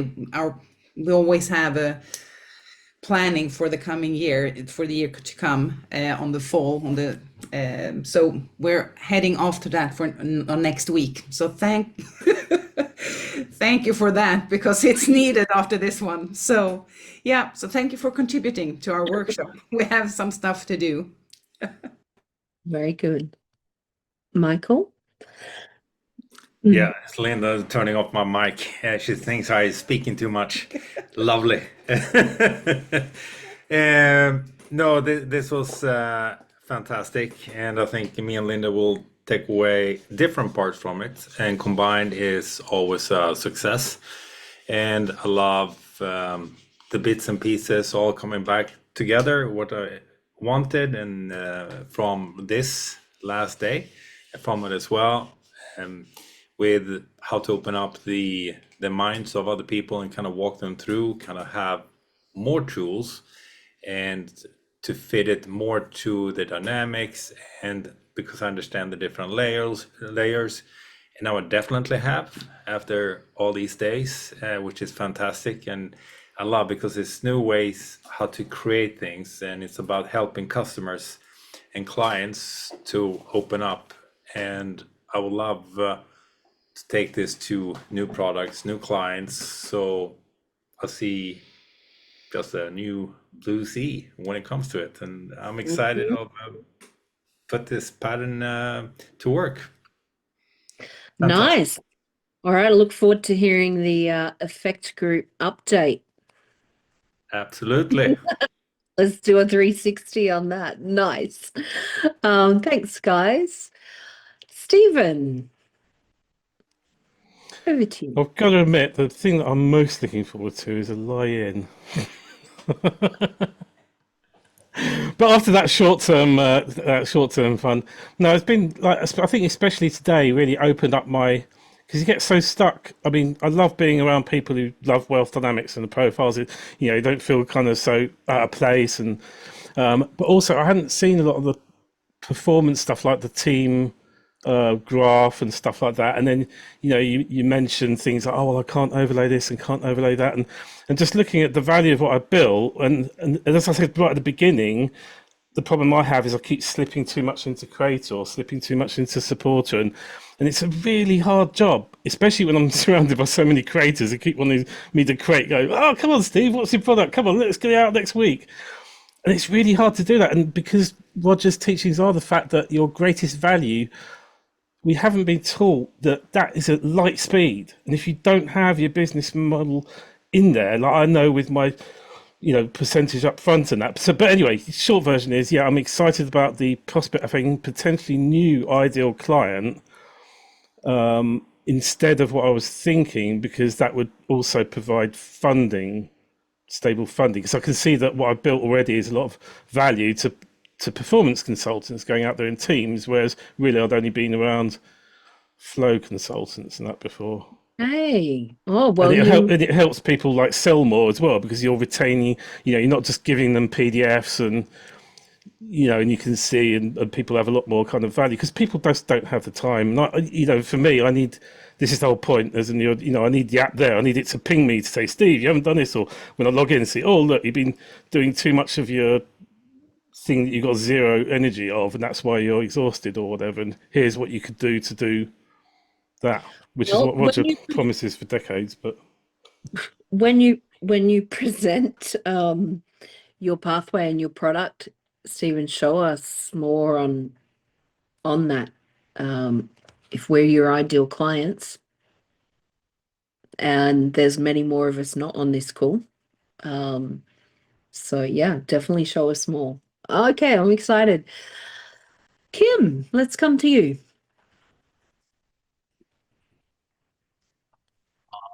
意思是说我其实本来就很喜欢这个 profile 这个8大人格，然后还有就是顺流致富的这一套系统，这样那其实我的员工也有用这套系统，那当然他们没有受过完整的训练，不过我们现在已经有共同的语言，就是关于这8大人格。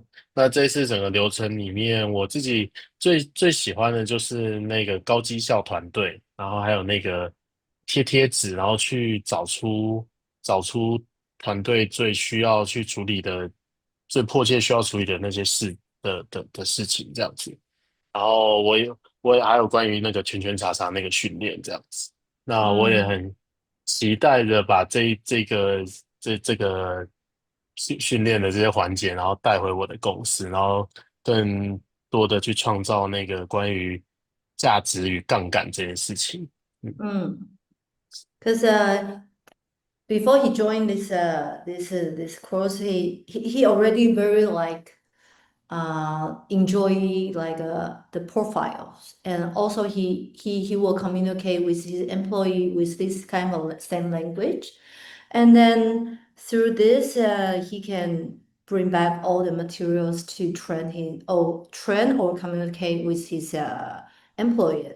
Especially he really like a high performance team, also the unblock the blocks, and also the tic-tac-toes to break out their structure. So he really has a lot can take back to his team. I get a sense you're going to have a lot of fun with it too, Kim. Very good. Bally. Donna, this has been the icing on the cake for me. So I really, really appreciate it. I trained as a performance coach 4 years ago, and I continue doing that in this space. So the performance dynamics is like remarkable. It's like taking it to a different level. Yeah, I just appreciate you all and also all the work that goes behind that because I'm quite emotional. Thanks, Adita, as well. Oh, thanks, Belly. See, I told you performance dynamics was, you should like check out that URL. Zoe, let's come to you. 我觉得是这几天的学习的活动，我很想把它落地使用，这是第一个。然后第二个是因为我刚有听到说还有可以学 PSR 360，我很期待也很兴奋，因为我是一个很喜欢学习的人。好，就这样。 Okay, because she learns learns a lot. Now she's really exciting to make it through to how do it in the real life, you know, to do it and try it out. And also because she heard we have another chance to learn PSR 360 in next 3 Oh, months. yeah. And Haven't then even started that. she is very exciting about that because she likes to learn. Very Yes, good. yes. And well done. I know English is not your first language, Grace, Zoe, and Kim. So thank you for, at least I speak slower than Roger. Let me say that.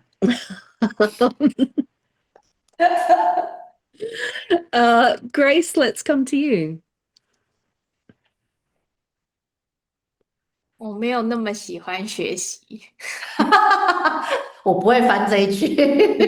你就说我没有那么喜欢学习就好了。你喜欢学习，我没有那么喜欢学习。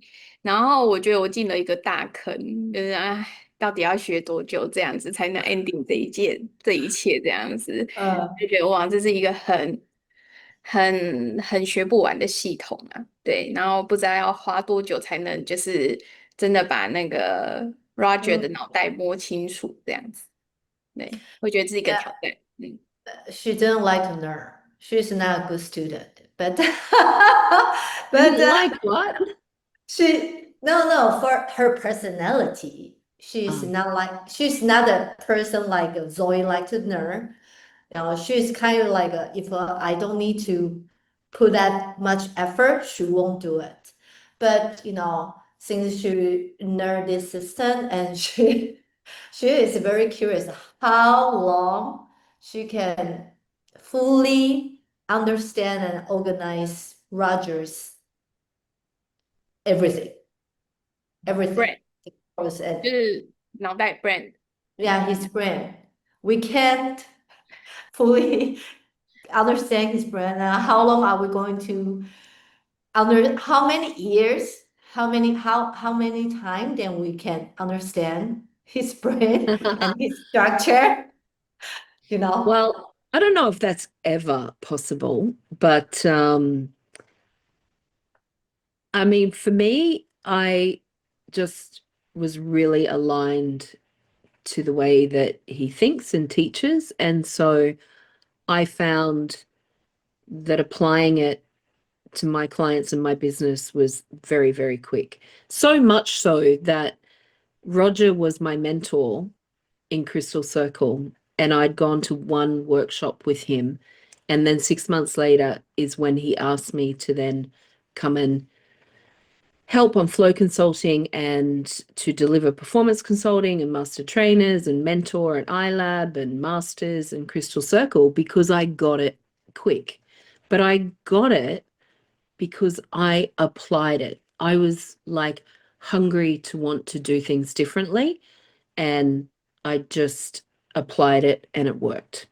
And so then I got to work even closer with him, which was pretty amazing. So I know, as long as you want it to be, Grace.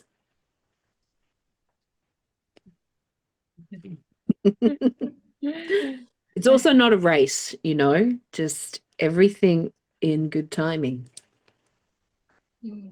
Everything with purpose. Okay, I'm going to drop my email again. If you do want those resources, I cannot add you. I don't have your email. I do have your emails, but I cannot just pick them up and post you in there. You do need to request it from me. Just, you know, the way it works with my agreement with Genie Shu as well. But Mish is more than happy for me to offer that to you guys to grab those resources.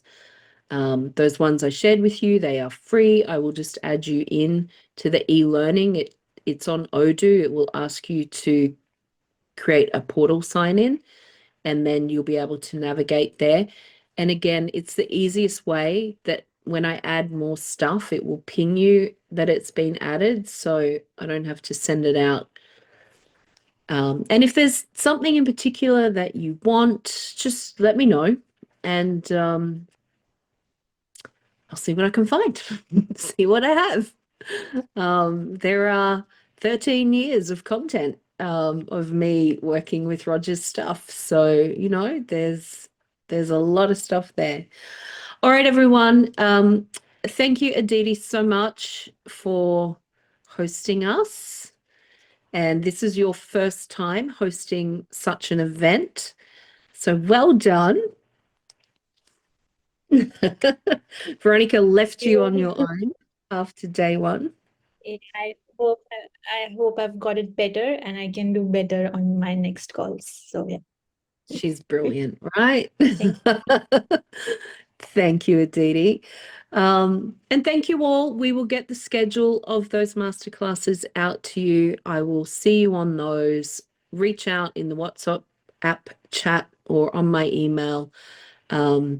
Should you have any questions or anything content-wise, right? Don't ask me for logistics of stuff. That's Aditi and the team. But if you've got a PC level question, just reach out. Thank you, everyone, for your patience. See you all soon. Bye. Bye bye. Thank you.